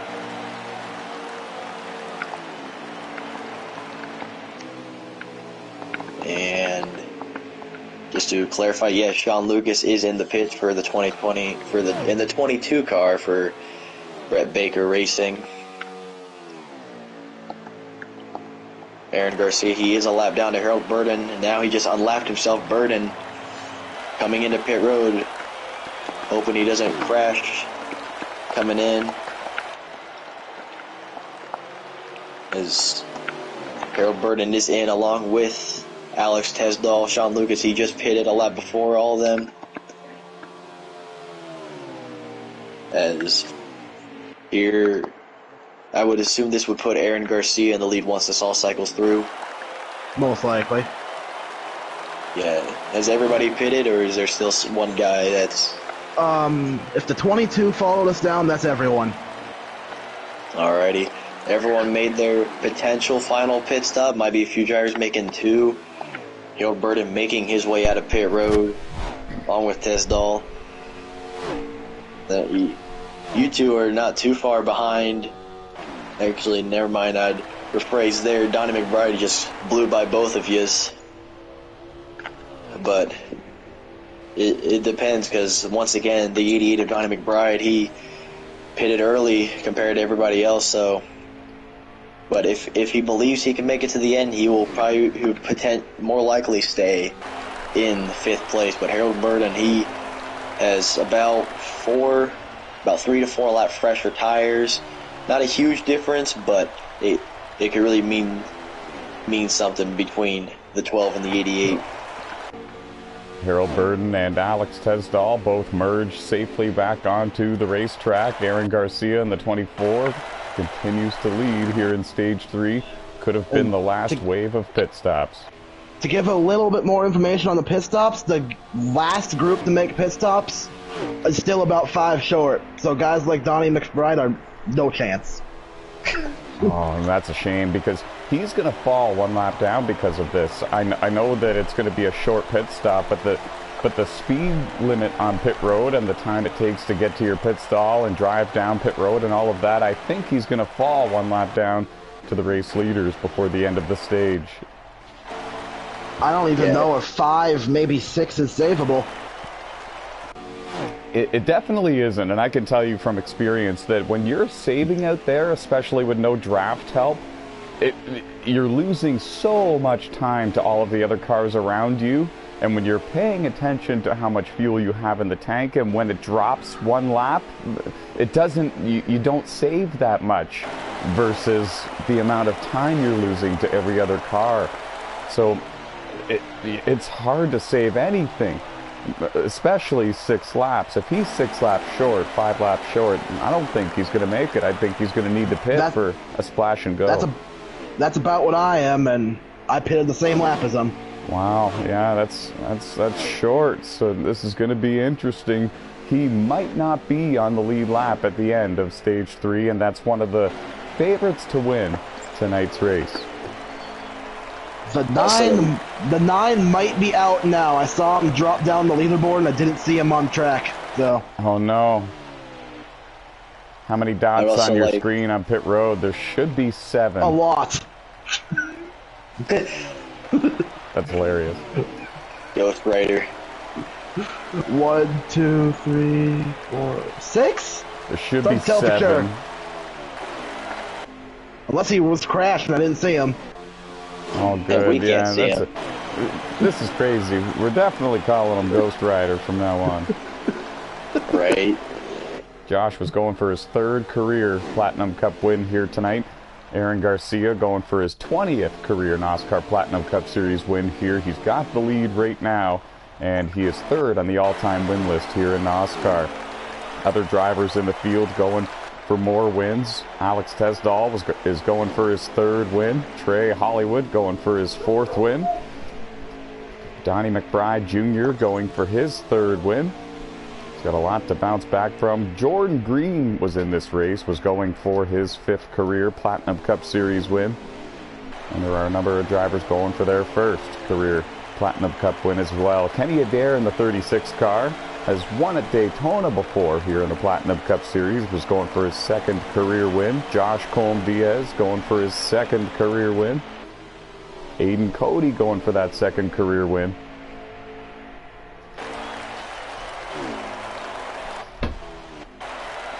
Aaron might rob another one from those guys who are looking for their 1st.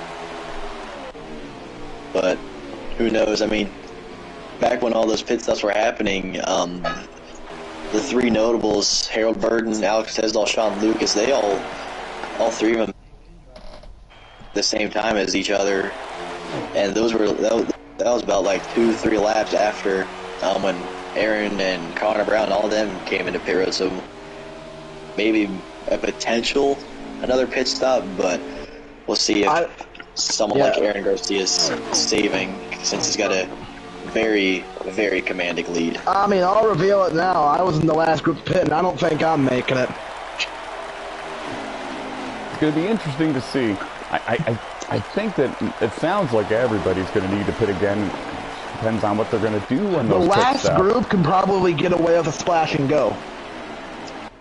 The first group might need to take right sides if they're too worn out by the time they get to pit road. Yeah. Do you come early and take 4? I don't think the speed difference would be that much. So I think, I don't think so. It's about a half a second fall off. And then 24 is in. Then you got to calculate the time you would lose. And wow, the leader is on pit road, guys. He looks motionless. Is he out? I think he might be out. Oh boy. Guys, the points leader, the pole winner for this race, and the stage 1 winner, Aaron Garcia, was leading this race and was in position to win stage 3, and I think that he is out of the race. And he has confirmed it with us in the group chat. Aaron Garcia looking for a crown jewel win here tonight for the 8th running. The NASCAR Cola 600 is done for the night. That's going to put Connor Brown in the lead. It does, and it puts Destin Franklin in the 3 up into 2nd, if I'm not mistaken. 2 drivers that are going for their very 1st career NASCAR Platinum Cup Series win. I would love to see a new winner, especially one of my drivers doing it. Have another one of my drivers get a win, their 1st career Platinum Cup win this season. Connor Brown, that's kind of the reason why I brought him over. He's very, very fast, and he's also one of those guys that could potentially do a pretty decent long fuel run. Yeah, he hasn't been in NASCAR for too long, and he's already built up quite the resume for himself. He has top 5s on Gran Turismo 7 with us, but he's also got top 3 finishes here with us in NASCAR on NASCAR Heat games, comes into this race 6th in the point standings, the highest seeded rookie in the point standings, in 6th there with the 3 playoff points as well. He's had a very strong first 16 races of his rookie Platinum Cup season. And right now, you're right, he finds himself as the race leader for one of the crown jewel events of the season, one of the 5 that we do in the 38 race season. The longest race of the year. Also like to mention that he does have a win in the Motormaster Series. It came at Talladega.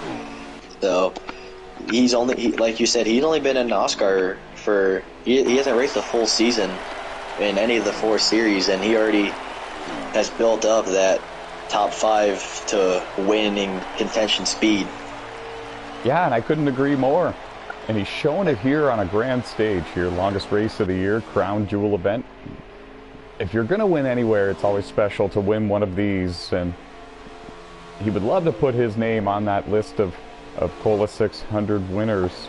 Some very respectable names, some respectable names on that list. Matt Smith, of course, and Noah Underwood, Jonathan Jenkins, Dustin McClintock, and more. I mean, you don't too often see this kind of performance from a rookie.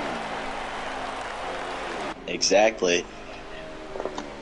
Yeah, it's pretty rare for somebody new to come into NASCAR and immediately do well. We've only had a handful of drivers that have really done that, especially at the level that we're talking about here with Connor Brown, and another one that's done it, of course, would be you, Landon. Very impressive out of the 78 driver. He's slowly pulling away from Dustin Franklin in the 3. I don't know if Dustin is saving or not, but the distance is growing between the 2. Yeah, if any of you guys notice that part of my team, I've got a pretty young dude for a team like myself, Connor, Aiden, Ethan Hoekstra. All 4 of us, we've really built in to here in NASCAR and really showed speed, potentially become Hall of Famers and legends of this series. And all of you currently in a playoff spot after the first 16 races.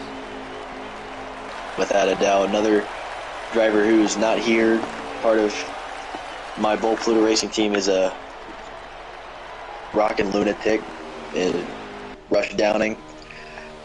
He's near that playoff bubble, isn't he? He is. What, 18th, 19th in the points? Yeah, Rush came into this race 18th in the point standings and 34 points below the cut line behind the Canadian Emily Sari.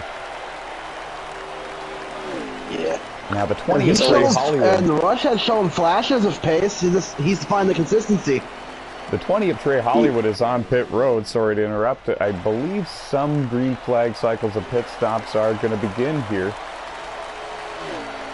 And back to Rush Downing. You're right, there has been flashes of brilliance. He's a former NASCAR Outlaw Series race winner with us on Wreckfest. Never found victory lane on a NASCAR video game with us here in NASCAR so far, but he's knocked on the door of a few Novice Cup and Truck Series wins. He got a stage win in the Eldora Derby 250 that we hosted this year here in 2023. Rush Downing did. It's always good to see some of these drivers who you wouldn't normally see be running in the top 10 show flashes of speed like Rush, and drivers like Emily Sari, Timmy Brown. It's always great to see them running well.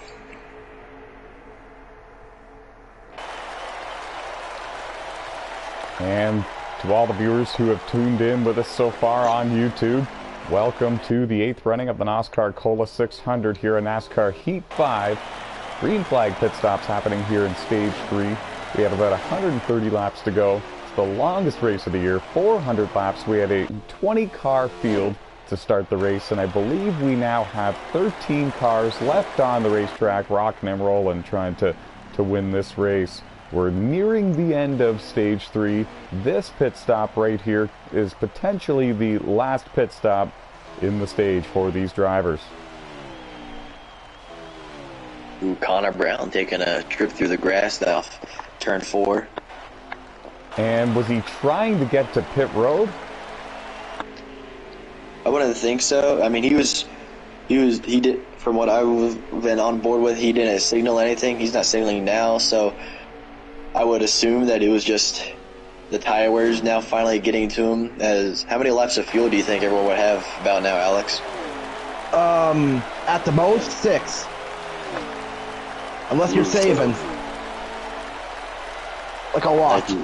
Like like what you've been saying earlier, Ty, there's definitely going to be probably about 5 to go once everyone hits, unless someone like Harold Burden, who's very fantastic at saving. Sean Lucas there as well.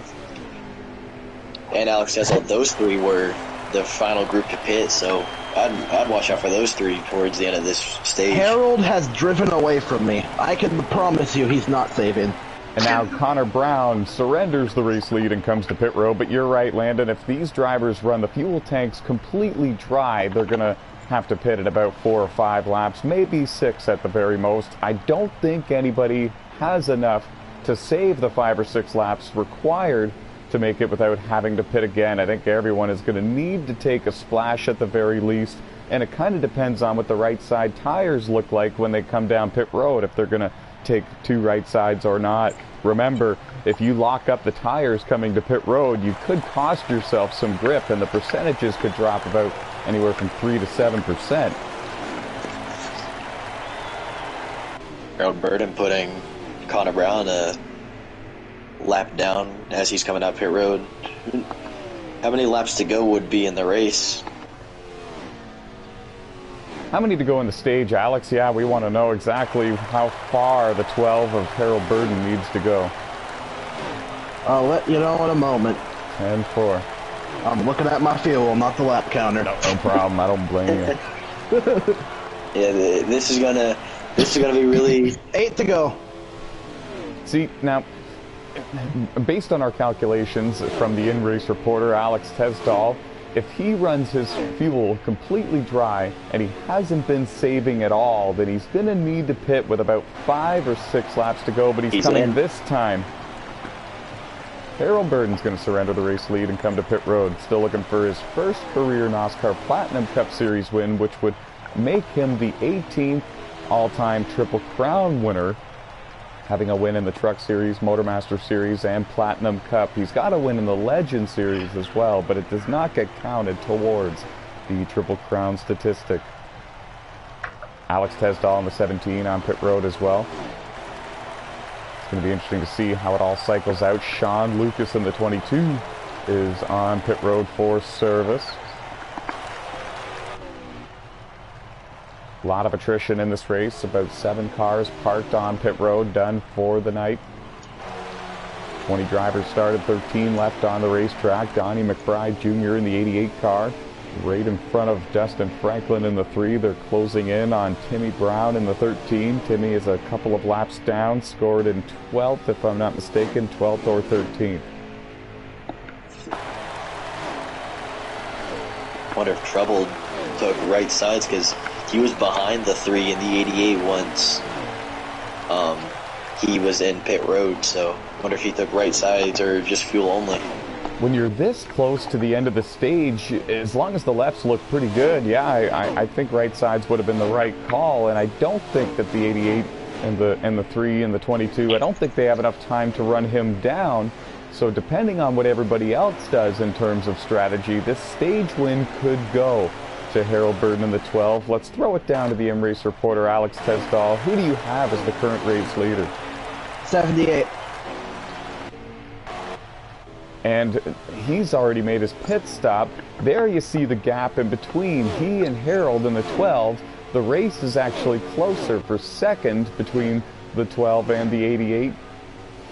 Connor Brown has about a 25 car length advantage over Harold Burden in the 12, with now only about 4 or 5 laps to go. We'll get an update from Alex in just a moment on that as well. So never mind about my theory there.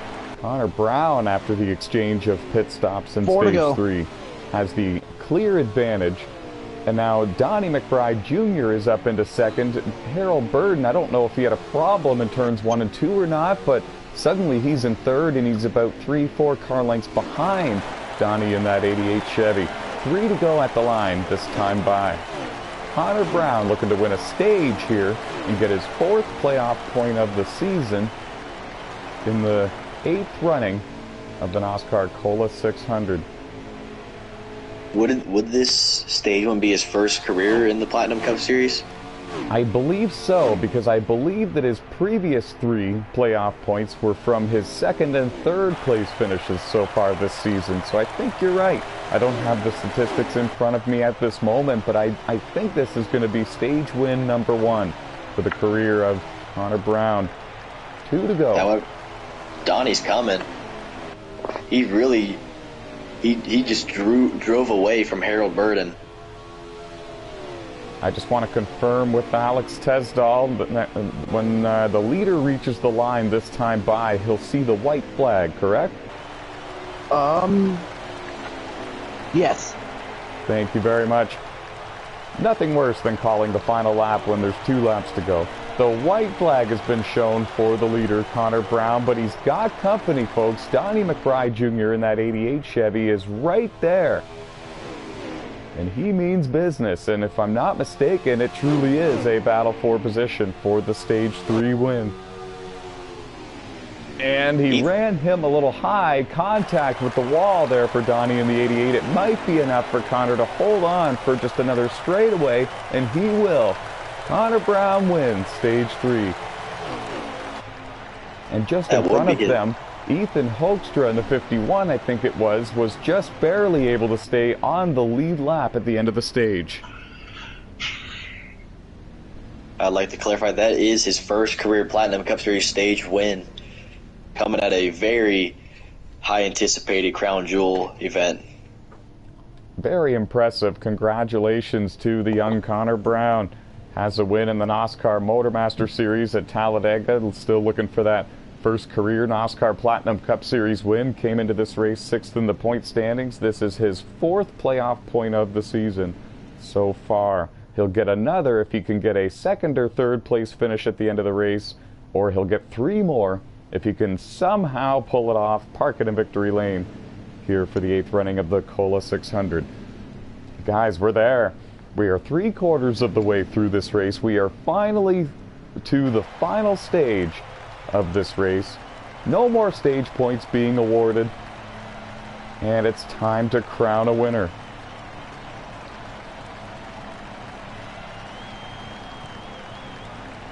Twenty drivers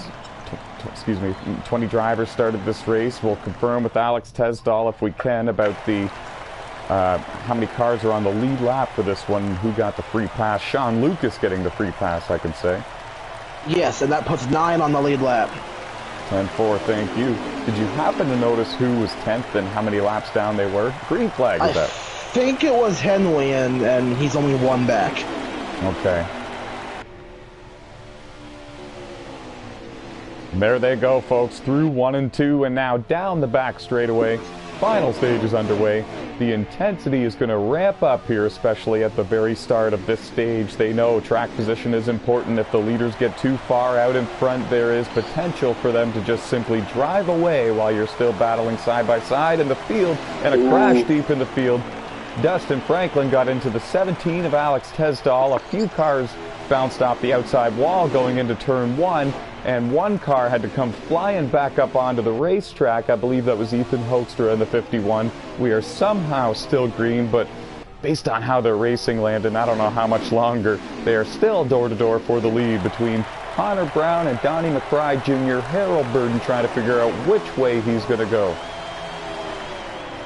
It ain't all about stage points now. This is going to get very, very racy indeed. It's now, you're not going for that stage win anymore. You're going for the race win. A driver like Connor Brown, Harold Burden, they could use it, park it in victory lane for the first time this season. Trey Hollywood's there as well. Yeah, they're all there. Aiden Cody in the 53 is right there. Dustin Franklin in the 3, Sean Lucas in the 22.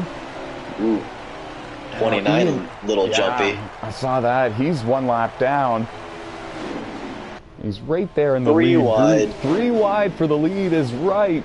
Oh, and they made it through. Trey Hollywood got a little loose on the bottom, but he hangs on to it.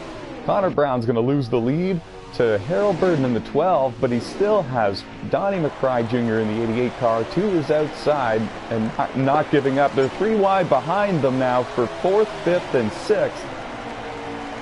Pretty sure they were 4 wide there for a moment down the front stretch. Oh, and Trey Hollywood swerved up and got the front bumper of the 78, I think it was, or the 3, and the 3 went up and hit the 78 into the outside wall. They might still be able to be in the draft with each other, and now the leaders are bouncing off each other. Harold Burton put a block on Donnie McBride. Wow. Almost spun himself into the outside wall in the process. They both ended up sorting it out.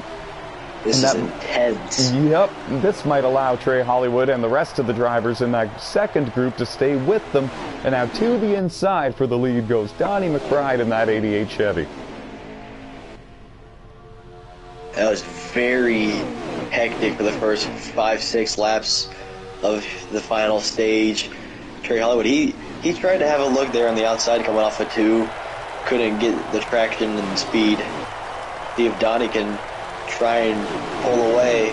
He's had speed all night, had issues after stage 2, and in the first few pit stops of stage 3, back to the lead.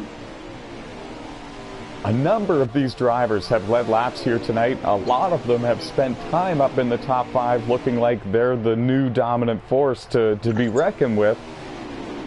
And so that's what kind of irks them and tries to drive them forward again. They know that they've been up there in this race before. They know they can do it and that they're capable of potentially winning this race. So yeah,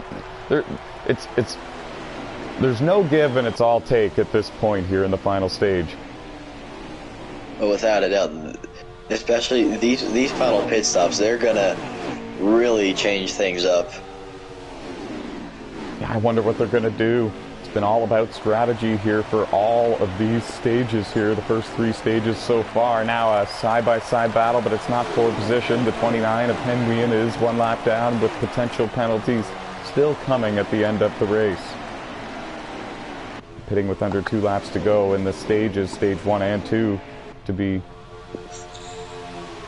precise. And sorry, a wiggle there out of the 20 of Trey Hollywood nearly cost him 3rd.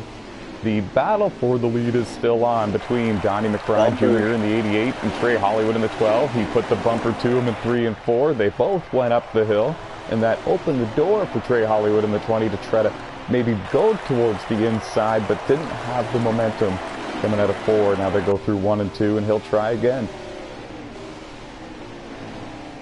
Looking no back further, Hayden Cody, Dustin Franklin, they're in line as well to try and hunt down those leaders. Connor Brown there led a handful of laps. Like you said about multiple drivers leading laps, Connor Brown, he might be one of the new, you can't really consider a favorite for this race. It's like the lead is changing almost every lap and new players are coming in. This is gonna really be something towards the end. And they're fully aware, fully confident that they've got a chance to win this race. Like I said, and it just further proves your point. They've all spent time up in the top 5. Some of them have led laps in this race. Talking about, Connor Brown, Dustin Franklin, they've led in this race. So they know they can do this, and they're racing hard. They're 2x2, though, and that's not going to help them catch the top 3. But I don't blame them either. It's the final stage. It's go time. If you think you're quicker than the car in front of you, and if you think the group is going to be overall faster with you out front or with you in the 2nd or 3rd spot in line, then I don't blame them for going for it. Great action here. Connor Brown escapes with 4th. Sean Lucas escapes with 5th. They're still 2x2 behind him. Aiden Cody and Ian Henwian. Ian is still 1 lap down. Dustin Franklin right there. Emily Sari in the 62 car currently scored an 11th, 2 laps down in this race. And if we get a rash of cautions towards the end, it might help the drivers like the 29, the 62, and the 13 get back in this thing. Sean Lucas, he's driven his way back up. He's been up and down the field all night. He's back there behind the 78. And he's been strong all night. He's tried a couple of different pit strategies throughout the first 3 stages of this race. I wonder what he's going to do in this one, but solid point, Landon. He's got himself in a good position here. I know he doesn't have himself in the lead group, but he's in the top 5, running in 5th. He has a draft partner, and that draft partner prefers to be out front, which is good for fuel saving. Yeah, speaking of fuel saving, if we look back from what Donnie McBride went through at the end of stage 2, he pitted much earlier than drivers like Trey Hollywood, Harold Burden. So maybe he's probably thinking now it's time to start saving. That way he can be able to be with Harold Burden once all these pit stops cycle through. You might be right, and it was a close strategy for him. It came down to the final straightaway pretty much. Connor Brown had to get a little bit forceful with him to hold on to that stage win. So the calculations for the strategy there by Donnie McBride Jr. and the execution were almost spot on. It almost got him the stage 3 win. I wonder if he'll try it again in this stage, or if he'll, like you said, go to some fuel savings kind of strategy and take maybe right sides only for his last stop, or potentially a splash and go. One thing I've kind of noticed, Trey Hollywood, he's really driven away. He's really just disappeared from that front group. I wonder if he was letting out the gas and falling back to the 78 and the 22, where he had an issue somewhere on track.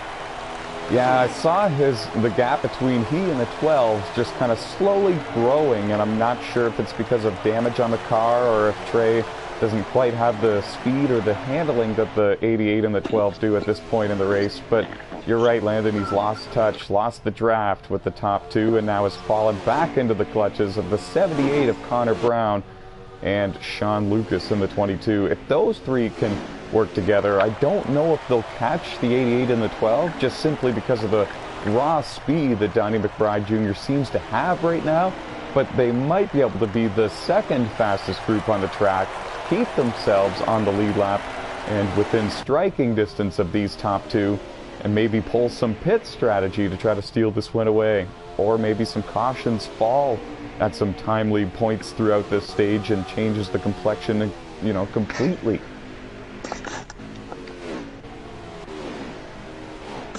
There's a lot that could happen here in this final stage. Sorry, Alex. Excuse me, sorry, Landon. I'm used to having only Alex in here. Yeah.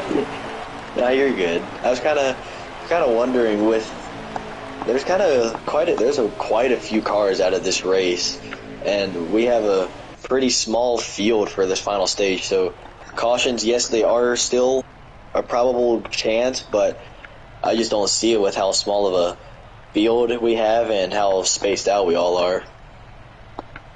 It's a great point. 20 drivers started this race, and we're down to 13 cars left on the racetrack. We've had a lot of attrition here within the first 320 laps, some of them from crashes and drivers just, simply, throwing in the towel and parking it on pit road and calling it a night, and some drivers due to connection failures.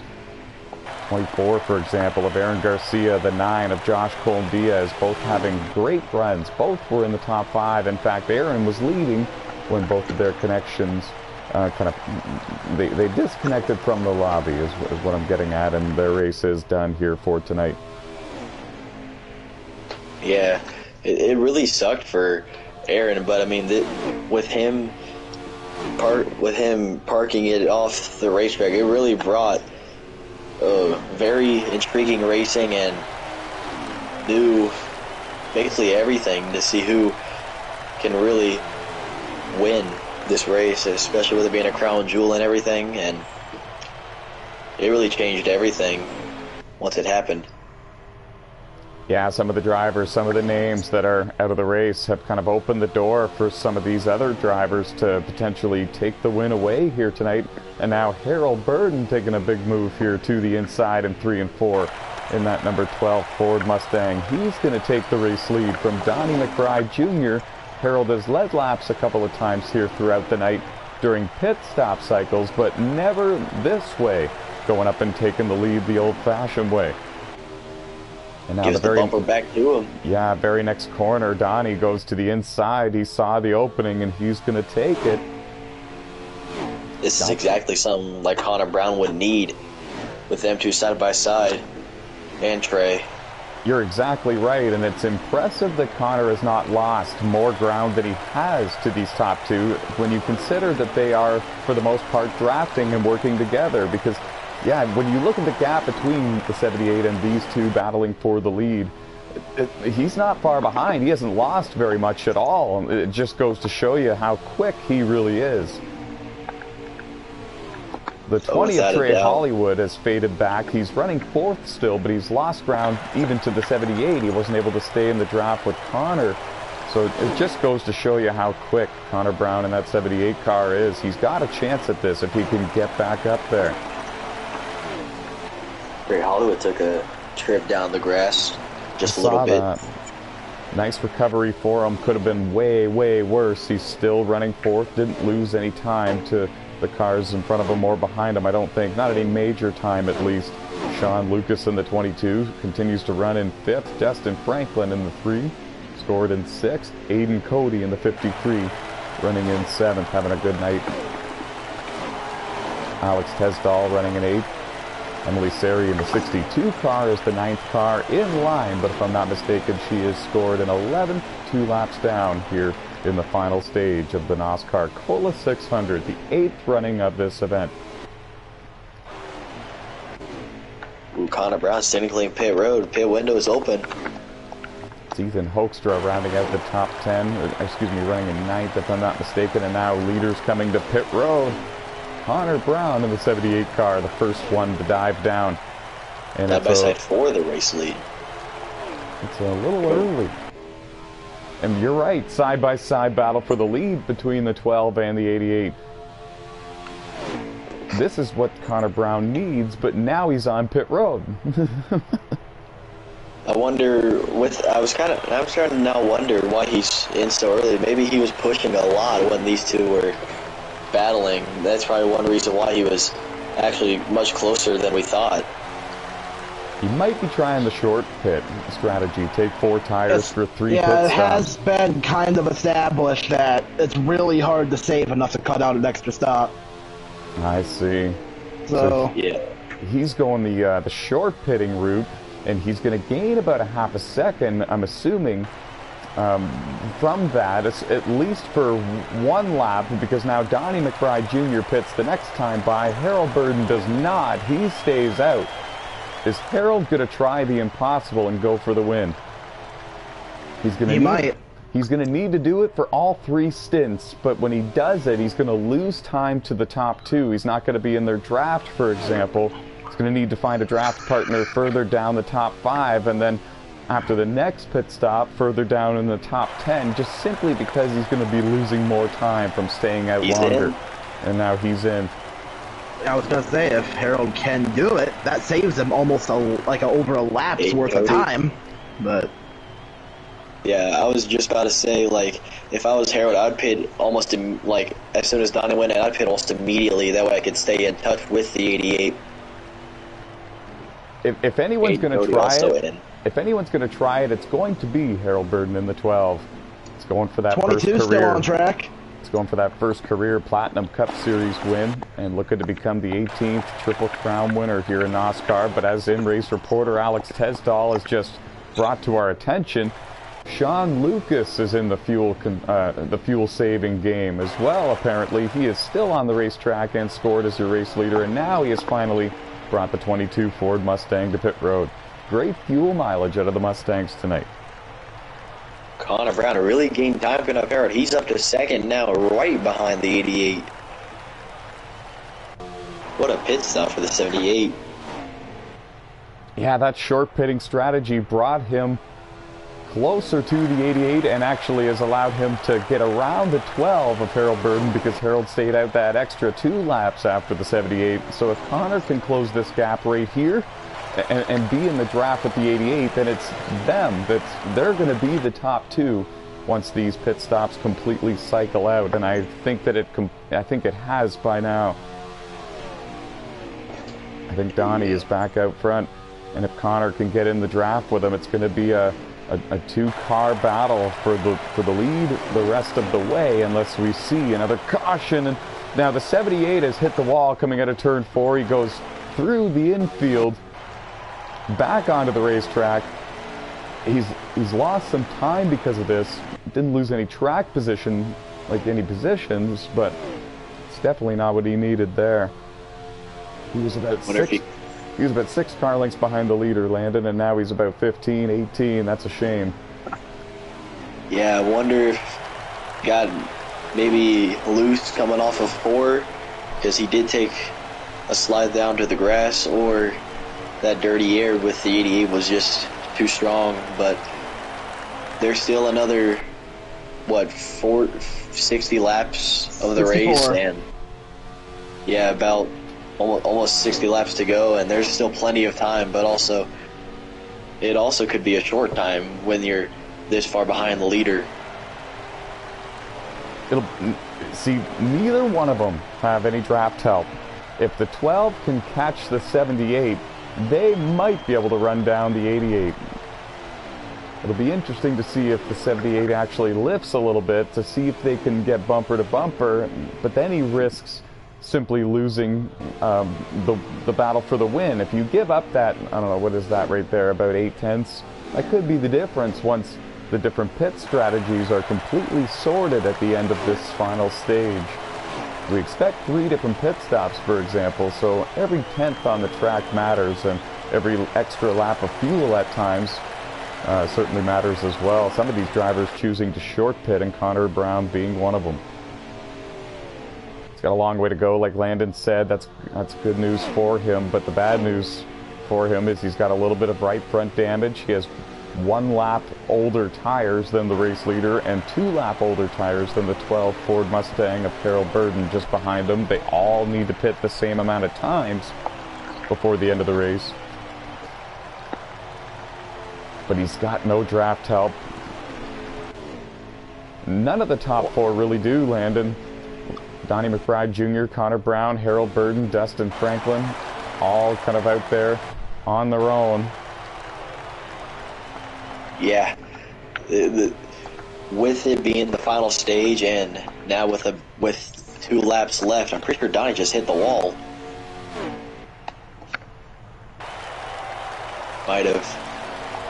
Not 100% sure, but all 4 of them, they got to be thinking different strategies, or at least hoping one of them is having a different strategy compared to the other 3. Someone like Dustin Franklin, for instance, he's in 4th, and hoping he has. Wonder if he's thinking about going as long as someone like Harold Burden to potentially, or he could be short pitting like Connor Brown did and gain more track position up on 3rd place runner Harold Burden, and Connor Brown up in 2nd. And that's what's been making this race super exciting. The racing has been amazing as well, but there's been some strategies, different strategies throughout the field here for these drivers all race long, for all 3 of the first 3 stages that awarded the stage points for the top 10, and now it's unfolding again here in the final stage, except it's not just the top 10 that get these points. Everybody is now going to get points here for this final stage, of course, being the end of the race.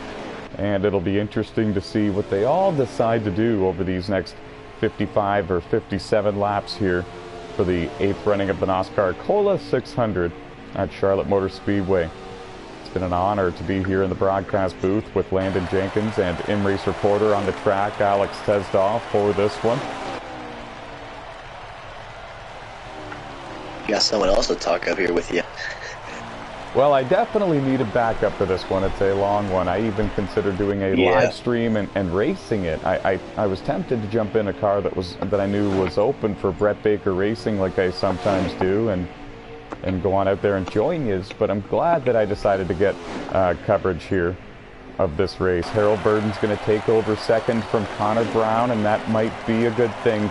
Harold Burden has the freshest tires on the racetrack of anyone except for Sean Lucas in the 22. So if the 78 of Connor Brown can tuck in behind him and work together, they might be able to close the gap to the leader, Donnie McBride Jr., close enough to the point where they might be able to strike with some sort of pit strategy before the end of this race. Donnie has no draft help up front is the main reason why I'm thinking that this is possible. Dustin Franklin is the one running in fourth in that 3 car, but he's not very close, not close enough to capitalize and join them in the draft. And now, Connor Brown in the 78 brushed the wall coming out of turn 4 that last time by, and now he's not with the number 12. He's about 4 car lengths behind him. I wonder if the veteran driver, Harold Burden, is going to lift a little bit and see if he can keep the 78 with him to maybe be faster than the 88. Or is Harold going to drive hard knowing he's got fresher tires than the 78 by 2 laps and fresher tires over the 88, the leader, by 1 lap? Looks like Connor's going to keep the draft with him, Landon. They might be able to work together.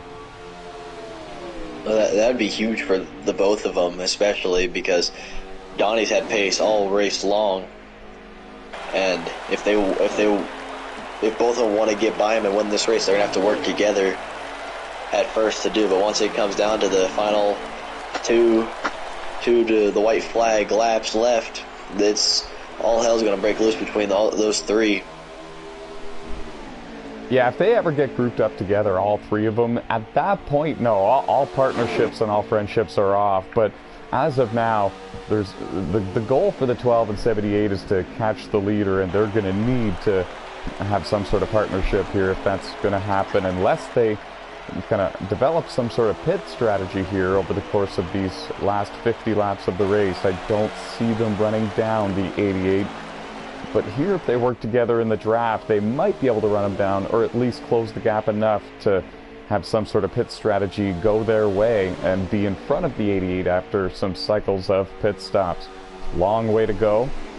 A pit road speeding penalty for any of these 3 drivers would change everything.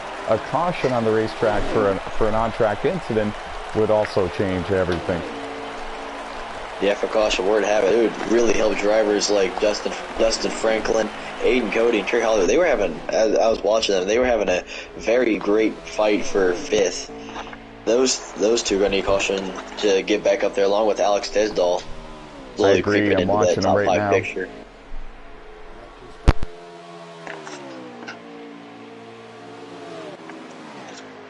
How many laps to go in the race, Alex? 50 to go this time by. So, about maybe, how many laps of fuel? Like 10? 12. I figured. So, this is going to be I feel like this second pit stop is really going to mean the most to most of these drivers. Especially people like Harold Burden and Connor Brown, as they're still working together to potentially have a run at the 88. Connor making a move down the inside, side by side now for second. That's exactly what Donnie McBride needs. Still side by side.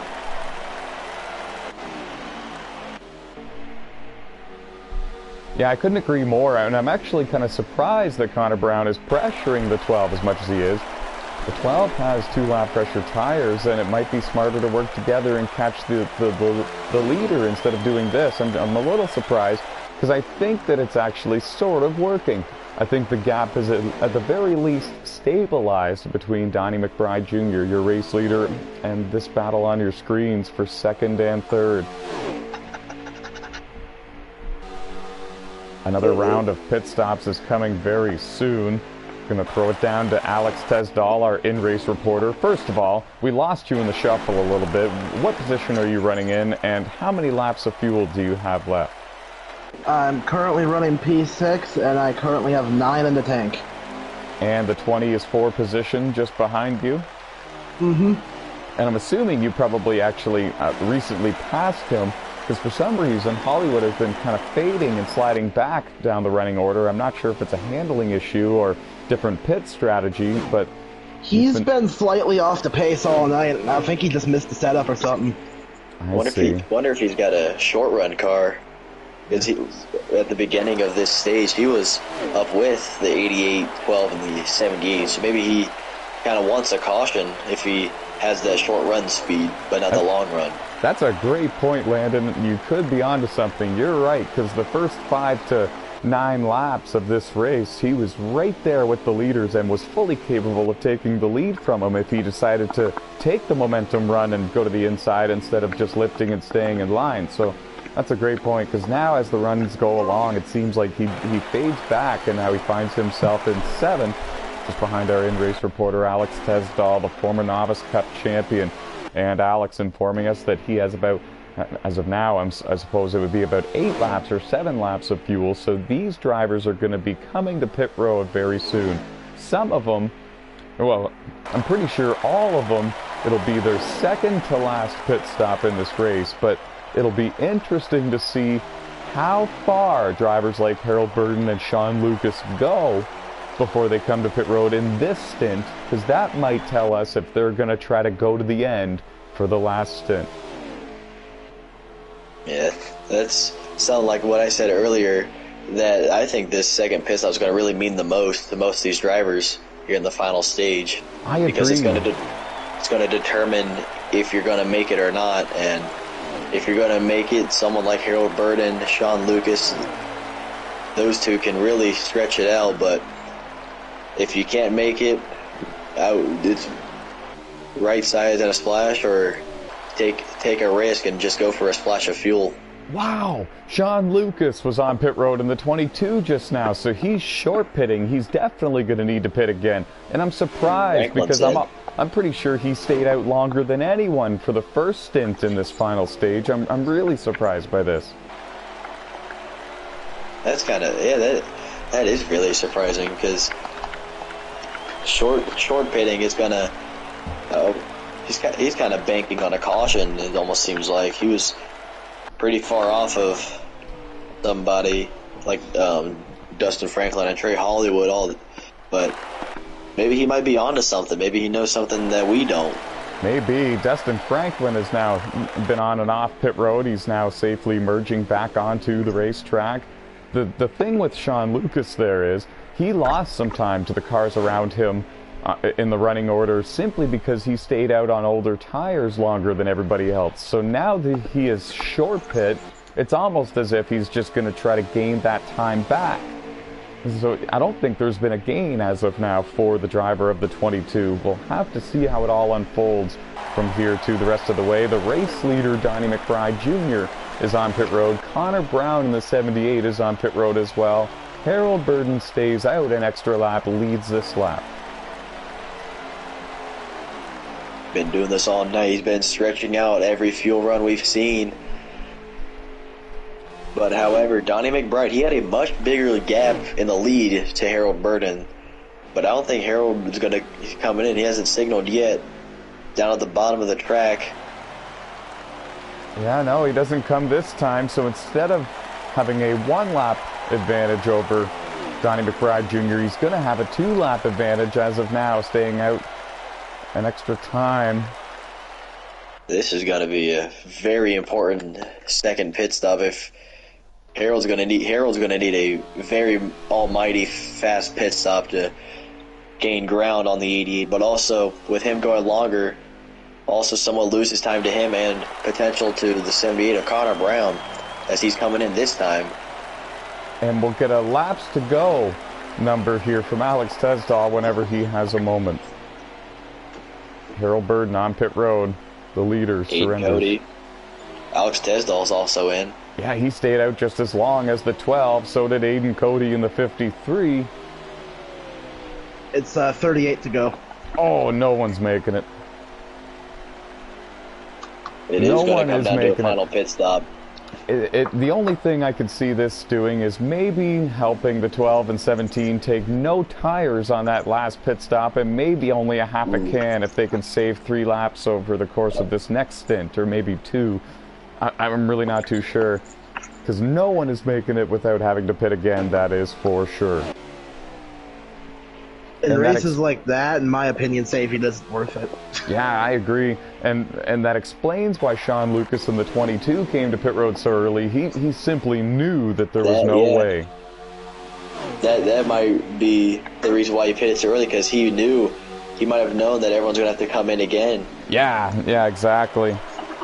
So maybe once that third and final pit window opens up, he's probably gonna be the first one in. See if he can do some magic. So many different pit strategies throughout this race. It's been fun to watch and see where everybody lines up at the end of each one, see what works and see what doesn't. And at the end of this exchange of pit stops in the final stage, it's still Donnie McBride Jr. in the 88 Chevy There's a Camaro. car wrecked on the exit of pit road. I didn't see who it was. It's Timmy Brown in the 13. I was just going to mention once it all happened, but yeah, coming actually into turn one, Timmy Brown just lost it, and he's still down there. Timmy is still there, and I'm not sure. Yeah, I don't know. Yeah. It could be frustration, because I don't think he's stuck there. I think he's very capable of getting out of that. I don't know if it's frustration or what it is. He might watch the rest of the race from the infield. Disconnected controller. There he goes. And a heartbreaker for the former Brickyard 200 winner. That, of course, back in 2018 for the Motormaster Series. And yeah, you might have been right about the short run theory for the 20, because on the fresh tires, he's all over me. Interesting. Yeah, you're right. Great battle here between Alex Tesdall and Trey Hollywood. Alex going for his third career win tonight. Trey going for his fourth career win tonight in the Platinum Cup Series, this is. And Donnie McBride Jr. continues to lead here in the 8th running of the NOSSCAR Cola 600. Stepping away for a couple of minutes, leaving you with Landon Jenkins and Alex Tesdall. You're watching the NOSSCAR Cola 600 at Charlotte Motor Speedway on NASCAR Heat 5. We have under 32 laps to go in the final stage in this race. 20 drivers started, 13 of them left on the racetrack, rocking and rolling. They're all chasing the number 88 Chevy Camaro. Alrighty, like what Ty said just a minute ago, about 30 laps remain. This final pit stop is really gonna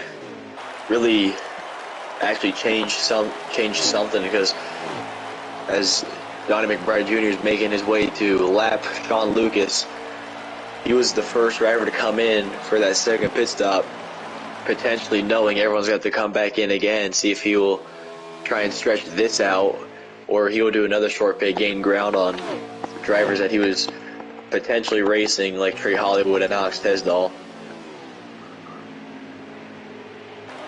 And I'm almost fairly certain, like what I've mentioned and what you've mentioned, Alex, that Trey Hollywood, he's got that short run car, because you said he was all over you. And yeah, now he's already fading. Yeah, like he probably from what you can, he's actually kind of dropped back a little, but from what you can probably tell, yourself, Trey Hollywood, Aiden Cody, you guys are gonna need a caution once it comes near to the pit window when it opens, or here in the next few laps, to see if strategy could play a huge factor, because there's you guys are coming to 28 to go, maybe? 30 to go, even. Alrighty, so, and you would probably have about around 18 to 15 laps of fuel, I would assume. I'm sitting on 22 right now. Dang, I'm a little off. The guys who pitted early would probably be around that. That would make more sense, yeah. It's getting a little late. Long race. So much action. But if this thing stays green, I think the 88 might eventually lap me. I don't know if he has the time in 30 laps, though, but he's coming out of 4 now, and I'm going into 1. Yeah, he definitely has the pace, but with that third and final pit stop coming with about 4 to go, and with a very, very small field here for the final stage, the caution, very, very low probable odds with, I think, like 9, 8, 7 cars on the lead lap. So it's gonna, if we get a caution, it's really gonna change everything for everybody on the lead lap and whoever's getting the free pass, which I would now assume would be Sean Lucas, because he just fell a lap down to Donnie McBride Jr. You're still your race leader. Very commanding lead, like what Aaron Garcia had throughout most of this, throughout early stages of stage 3. Actually, sorry, stage 2 towards the end there, to Connor Brown in second, if I'm not mistaken. Here's Harold Burden in third. Connor Brown, yes, he is running in second. Harold Burden, he's also just now coming out of turn 2, so there's about a 1.5 second gap between second and third place. Behind them in fourth would be, would that be the 3 car, Alex? And fourth? Yeah. Alrighty. Would you be placed in 6th? I would. Yes. Alrighty, so Aiden Cody would be rounding out the top 5 and 5th. He pitted alongside with you and Harold Burden, so you three kind of on the same idea here with coming to the final stage, potentially going longer. But like we've been saying, it's going to come down to about 5 to 4 laps left in the race for a final pit stop. So you three that I just mentioned are really banking on a caution, almost. Yeah, like a splash and go might net me a top 5, but I think the other wins out of it unless we get a yellow. Yeah, certainly a caution would change everything. It would put everyone back on even playing ground, and there would be no saving fuel, no patience, and everybody would be full throttle going for this win, that's for sure. The fuel window is open now if anyone wants to pit, but it'd be very early. Balls to the walls, but yeah, well, there's probably, I'd probably say Sean Lucas, he's in. Yeah, you're right, pit window is open. Sean is in. He's committed now to the short pit 4-tire strategy, it seems, which is crazy because the first stint of this final stage he stayed out longer than anyone, so I'm not sure what exactly what changed his mind, but now he's going 4 tires and full speed for a full stint. Maybe some tire wear issues on that car. Anyone who's been struggling with keeping the left side tires in good condition might choose the 4-tire short pit strategy here. Also, the one thing that kind of hurt Sean Lucas there is that with him short pitting, gained ground on maybe somebody, but also with him short pitting, he fell a lap down. Now he's 2 laps to race leader. So it's going to be very difficult if he's going to make a pass for a position late in this race. I agree. Good battle here for position. Aiden Cody in the 53, Alex Tesdall in the 17. I believe it's a battle for 5th. Am I right, Alex? Yes, you are. Wow, it doesn't happen often, but I'm always happy when it does. And Aiden Cody has 1 win this season. Alex Tesdall has 2 career wins in his NOSSCAR Platinum Cup Series career, but none this season. 2 drivers that are really hoping for a caution to come out so they can have a chance and get back in this thing. Their track position is good, just simply how far behind the leader is not good. They're going to need a yellow to change some things. Even if some sort of pit strategy were to go their way, they're not close enough to be within striking distance to change the outcome for the lead and for the win. Trey Hollywood runs in 7th in the 20 Toyota, a considerable distance behind these 2, and now he comes to pit road. Going to surrender that top 10 spot for now. Before you left for a minute there, Ty, Trey Hollywood is up all over Alex Tesdall for that 6th place position, but then once it was about 7 till 8 laps later, he just faded away. So I may be pitting here a bit of a long shot with a short run car, but we'll see how it plays out if he can make some speed and have a decent long run car to get back up to Alex Tesdall. He's in the pit with the 53. Yeah, I think it might be even a good call if he's got a short run car to pit now, have about 8 to 10 laps, 7 to 10 laps of strong speed, and then just kind of hang on to see what happens from there. I think if he pits late and takes a splash only, he's not going to get that same short run speed because the tires are simply gone. So it might have been a smart move for Trey to come in and take 2 tires. I think it was a 2-tire call for the 20 based on how long he was sitting in his pit stall. It'll be interesting to see. He's going to get by the 17 and the 53. And he was, 5 seconds back. That's definitely a 2-tire stop. Yeah. Maybe 2 tires in a short run car might pay off for him.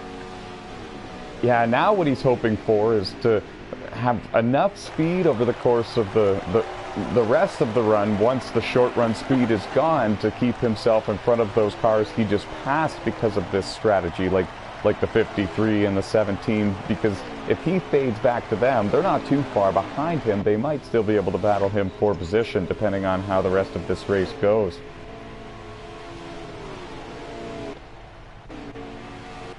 Yeah, his strategy, it could potentially pay off, but he's probably hoping to have a decent long run car to stay ahead of the 53 and the 17 as Donovan McBride, your race leader's in.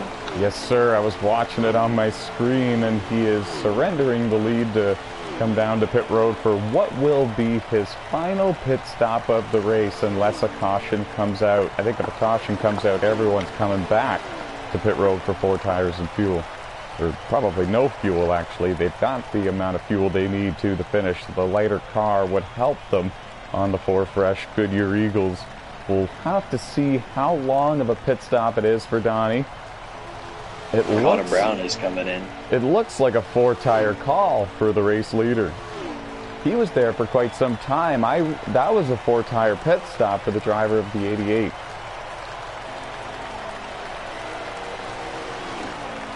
Now the question is going to be, the question now is going to be, did he have enough of a lead to still be in front of the 78 and the 12 if they take 2 tires or none? I don't think they've come to pit road yet. Who do we have as the race leader right now, Alex? The 12 car. 10-4, thank you. So Harold Burton's still on the track. Connor Brown just leaving his pit stall. He was running in second. He took 4 tires. I was watching that. He took 4 tires. Interesting. Some of these drivers might be struggling with their left side tire wear today then, because, yeah, this is pretty late in the run to the point where they, arguably should be able to get away with a 2-tire stop. And some of these drivers that have stayed out for most of this stint are still taking 4. The 12 is still on the racetrack as your race leader, and I'm assuming this is all to just hope for a caution to come out. The one thing he still could try is taking 2 and see if he's in front of the 88 and the 78 at the end of the cycle of pit stops. That's one thing that he'll need. Trey Hollywood, his short pit, getting ahead of the 53 and 17, it's faded much quicker than recent times. He's got the 17 all over him, and the 29 of Ian Henry, and haven't mentioned him in a hot minute. He's there as well, but he is a lap down. Yeah, you're right. He's right there making things interesting. The 17 of Alex Tesdall, as you mentioned, has already run down the 20, and we were talking about the short run speed for the 20 car and how he might fade it back into the clutches of the 53 and the 29 and 17, and it's happened. Aiden Cody has already taken the position away. Ian Henry is 1 lap down. He's going to take that position away. And yeah, it looked like the 20 came over into the right rear quarter panel of the 17 of Alex Tesdall almost turned them both into the outside wall. They both escaped with no major damage. And we stayed green. Trying to pull the right hook move on them. Trey's done a couple of crazy things like that. I think the frustration of a 600-mile race and having a short-run car has kind of affected Trey Hollywood here in the final stage of this race. Yeah, it would have made things interesting if we had a late race caution, which is kind of something that he would need. Harold Burden, I'm pretty sure coming into the pits, he's under the apron. You're right. Donnie McBride just unlapped himself, so it's going to be probably a much bigger gap between the 88 and the 12 if Burden has a fast enough pit stop.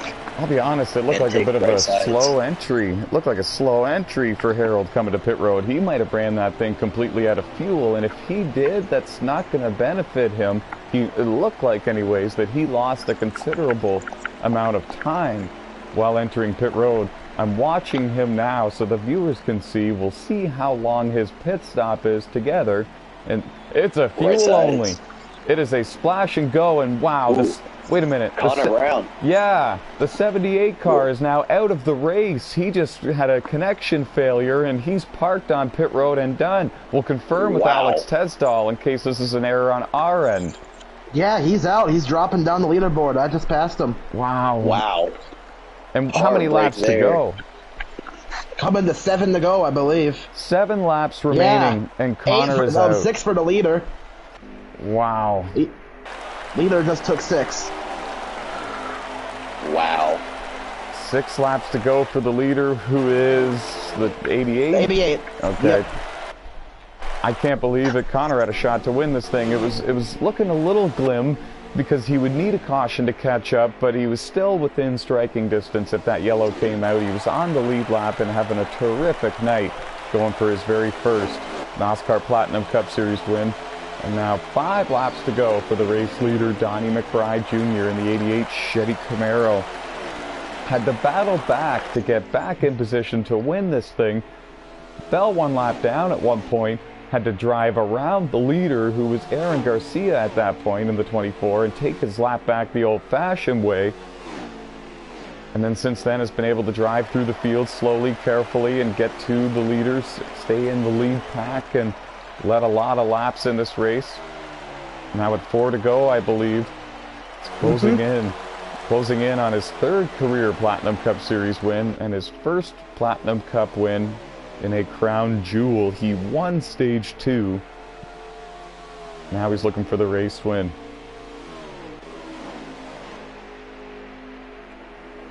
What a grind this race is every year for these drivers. 600 miles, 400 laps. 3 to go for the leader at the line this time by. 20 drivers started this race. We have 12 left on the racetrack. The attrition rate has been high here for tonight's event. Usually is for these long races. Some drivers fall a few laps down and then don't feel like completing the entire race. And then other times you have, connection failures. The longer the race, the more likely, the more open it is to a connection failure. And we'll confirm with Alex Tesdall. 2 laps to go for the leader. Correct. 10-4, thank you.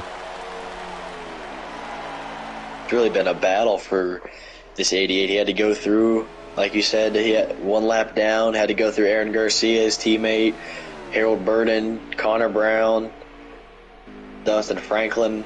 He's had to fight and to get this, and with it, a final pit stop coming now, he's 1 lap away from winning this race. Yes, sir. The white flag has been shown, and the next time by, it's not going to be a green and white checkered flag. Our 3 stages for those stage points are over, and we are on lap 400 of 400, coming around to see the checkered flag. And what an honor it's been to be in the booth broadcasting this one with Landon Jenkins and Alex Tesdall, 2 other former champions in NASCAR. Out of turn 4 for the final time. He's done it, folks. Donnie McBride Jr. wins the 8th running of the NASCAR Cola 600 on NASCAR Heat 5, doing a slide job, a burnout as he came across the start-finish line to celebrate. what a race it was here tonight. 600 miles, 400 laps. Very, very long to sit through. 53 ran out of fuel at the line. Aiden Cody's going to surrender a top 5 spot to Alex Tesdall, it sounds like. Aiden Cody runs out of fuel coming to the line as everybody scrambles to the end of this race for these top 10. Luckily, it was the checker flag for him, or else he would fall potentially much worse than sixth place. Don't forget photos of the results for us, Alex. What an amazing race this was. It was fun to be up here with you and Ty and Alex. It was very long and grueling to sit through. Yeah, we're very thankful and fortunate to have you here with us in the broadcast booth. 400 laps, 600 miles, that's a long time to broadcast by yourself with an in-race reporter who's trying to focus and concentrate, so I don't expect him to be all that talkative. So really glad and happy that you were able to make it for this one. We'll get a victory lane interview with Donnie McBride Jr. in just a little bit here.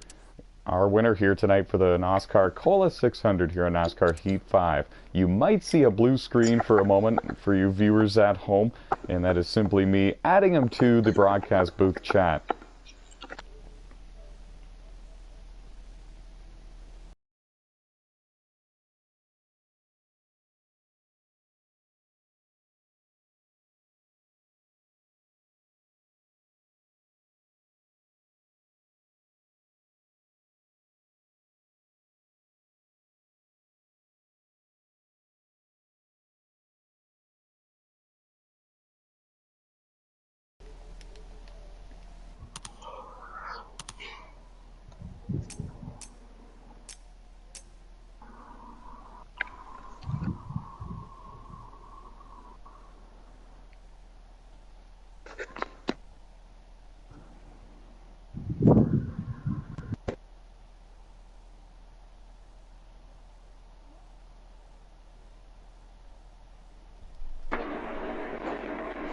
And we are still awaiting to hear from, and there he is, folks. He's done it. Donnie McBride Jr., the driver of the number 88 Chevy Camaro, wins the 8th running of the NOSSCAR Cola 600 at Charlotte Motor Speedway. It's your 3rd career NOSSCAR Platinum Cup Series win.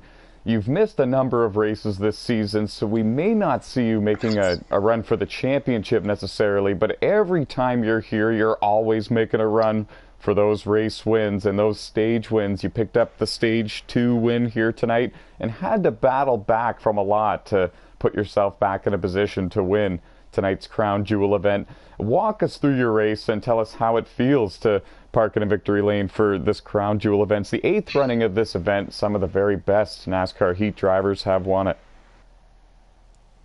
Oh, it feels pretty good, man. Man, I hate that a lot of people lagged out. Yeah, first stage got taken out by somebody that, I don't know, they just decided that they was going to crash, I guess, and wound up taking me out. And wound up getting trapped a lap down. And was able to start 8th, I think, or 12th in the second stage, and drove my way up through there, past everybody to get my lap back. And it pissed somebody off, but I mean, they're just mad that I passed them because I was a lap down. Hell, I had to do what I had to do to get my lap back. Got me the race win. And, yeah, I mean, feels pretty good. I really wanted this one. It's Crown Jewel, so feels good. Got to thank Tomac Motorsports and 88 ChevyGoods.com Chevrolet. Yeah, and a fantastic drive for you tonight, man. Like you said, and like I mentioned, you battled through a lot to put yourself back in a position to win this race. You had to go through a lot of very talented drivers like Dawson Brush, Aaron Garcia, and Dustin Franklin, Connor Brown. Some of those drivers had a connection issue, like you mentioned, and took them out of this race. But you had to battle through them to keep yourself up there and have a shot at this win. What was your thoughts on the strategy throughout the stages here tonight? What was working best for you, and what was your game plan heading into the final stage with all of that? Well, I was just gonna try to run it out as long as I could, and then right there on the very last pit stop, try to, if I could get far enough ahead, that I was gonna pit a little earlier. That way, I could get a little bit more of a gap on them. Because I mean, hell, I pitted with 15 to go, so it was gonna be hard for them to sit right there and try to catch me if they had a lap or two fresher tires than me. So, but no, me and Black Cross, my teammate in the 24, man, we worked great at the beginning, and I was really happy and pleased with having him as a teammate. We worked together really, really good, which is actually surprising knowing our history. But no, like I said, man, it was I'm pretty excited. Me and him, we was in the same group chat together, and we was talking about it pretty well the whole race, that more than likely it was going to come down to me or him. We worked together really good, was drafting together, was able to get away from the field right there at the beginning. But man, there's a few lap cars that need to learn to get out of the way. God almighty. And after the 400 laps, the 600 miles, as the race was going along, was there any fatigue sinking in? Describe how long and grueling and challenging a 600-mile race here is. Oh, God. I can't even explain, man. My back it's tore up. I had to jump up one time during a pit stop to go take a piss real quick. I mean, I can't piss on myself right here. I ain't no NASCAR driver. I just can't piss on myself, so, yeah. I had to run outside real quick, push as hard as I could. But, yeah, man, my back and my hands was my right hand was starting to go numb. My toes and on my right foot, they were starting to go numb, so I was trying to have to move all that stuff around. So, but like I said, man, I hate the fact that people had a lot of not lag issues, but server connections was lagging out and stuff like that. Take them any way you can, especially when it's a crown jewel. You were one of the major threats to win tonight's race to begin with. You showed great speed, and I believe you even led the most laps in this race. You spent a lot of time up there as the race leader and in the top 5. You completely deserve this one. You joined the likes of Matt Smith and Noah Underwood and Jonathan Jennings, Destin McClintock, and myself to win this crown jewel event once again. Congratulations, Donnie. You are the 8th running of the NOSSCAR Cola 600 winner here at Charlotte on NASCAR Heat 5. Appreciate it, man. Thank you very much. And like I said beforehand, got to thank Mac Motorsports. Appreciate you having me in the 88. Oh, it's an honor to have you, my friend. And that was Donnie McBride Jr. parking in victory lane. 3rd career NOSSCAR Platinum Cup Series win for him. Great race for him from start to finish. Had to battle back and bounce back from a couple things to keep the dream alive, keep the shot at the win alive. We're now going to throw it to Alex Tesdall, and shortly after we'll throw it to Landon Jenkins as well for final thoughts from tonight's Cola 600. Hold up. Anyway, yeah, the race was it was a long and grueling. I'm tired after that one, but happy to bring the car home P4, and yeah, I don't have much else to comment. It was a pretty straightforward race for me. I mean, I guess the 20's a little upset with me, but that's nothing new. And overall, good race. I'm tired. I'm gonna head to bed soon. It was a solid race. A great job on a 4th place finish. We kind of got wild and crazy there at the end, and we know the 53 ran out of fuel near the end, but we kind of lost everyone in the shuffle and didn't really give the viewers a rundown on the top 5 finishers. So congratulations on that 4th place finish. Thank you. And last but not least, Landon Jenkins, the 2022 NOSSCAR World Champion. Your thoughts? You were able to sit up here in the broadcast booth for the very first time with me and kind of see what one of these Platinum Cup races looks like from this vantage point. What did you think about what we saw here tonight? Oh, it was a very great time to be up here with you guys, like you said, seeing what it's like from your perspective and see how we all race, and like what Alex and Donnie said, it was very long. And even myself, just being up here in the booth, I'm a little sore just from sitting down for all that time. But, like, yeah, it was fun to watch them race around and help you out with updates and whatnot. Hoping to, I mean, I would love to be back up here, but also I got a season to run. Yep, you're second in points, and you got one win this season with a number of stage points and stage wins rather, and top 5 finishes. So we don't expect to see you very many more times up here in the booth, but anytime you do miss the start of a race, you are more than welcome to jump into the broadcast booth with me. You did an amazing job. You were able to point out a lot of key things, and your expertise and your racing mind was very appreciated here for tonight's Cola 600. Yeah, I loved it. It was a lot of fun for me as well. I love doing it. And once again, we're going to say congratulations to Donnie McBride Jr. and the entire number 88 Chevy Camaro team. They win here tonight at Charlotte Motor Speedway. And from all of us here at NOSSCAR, we thank everyone who tuned in for this 600-miler event here. And we will see you next Monday. And until then, stay fast, folks.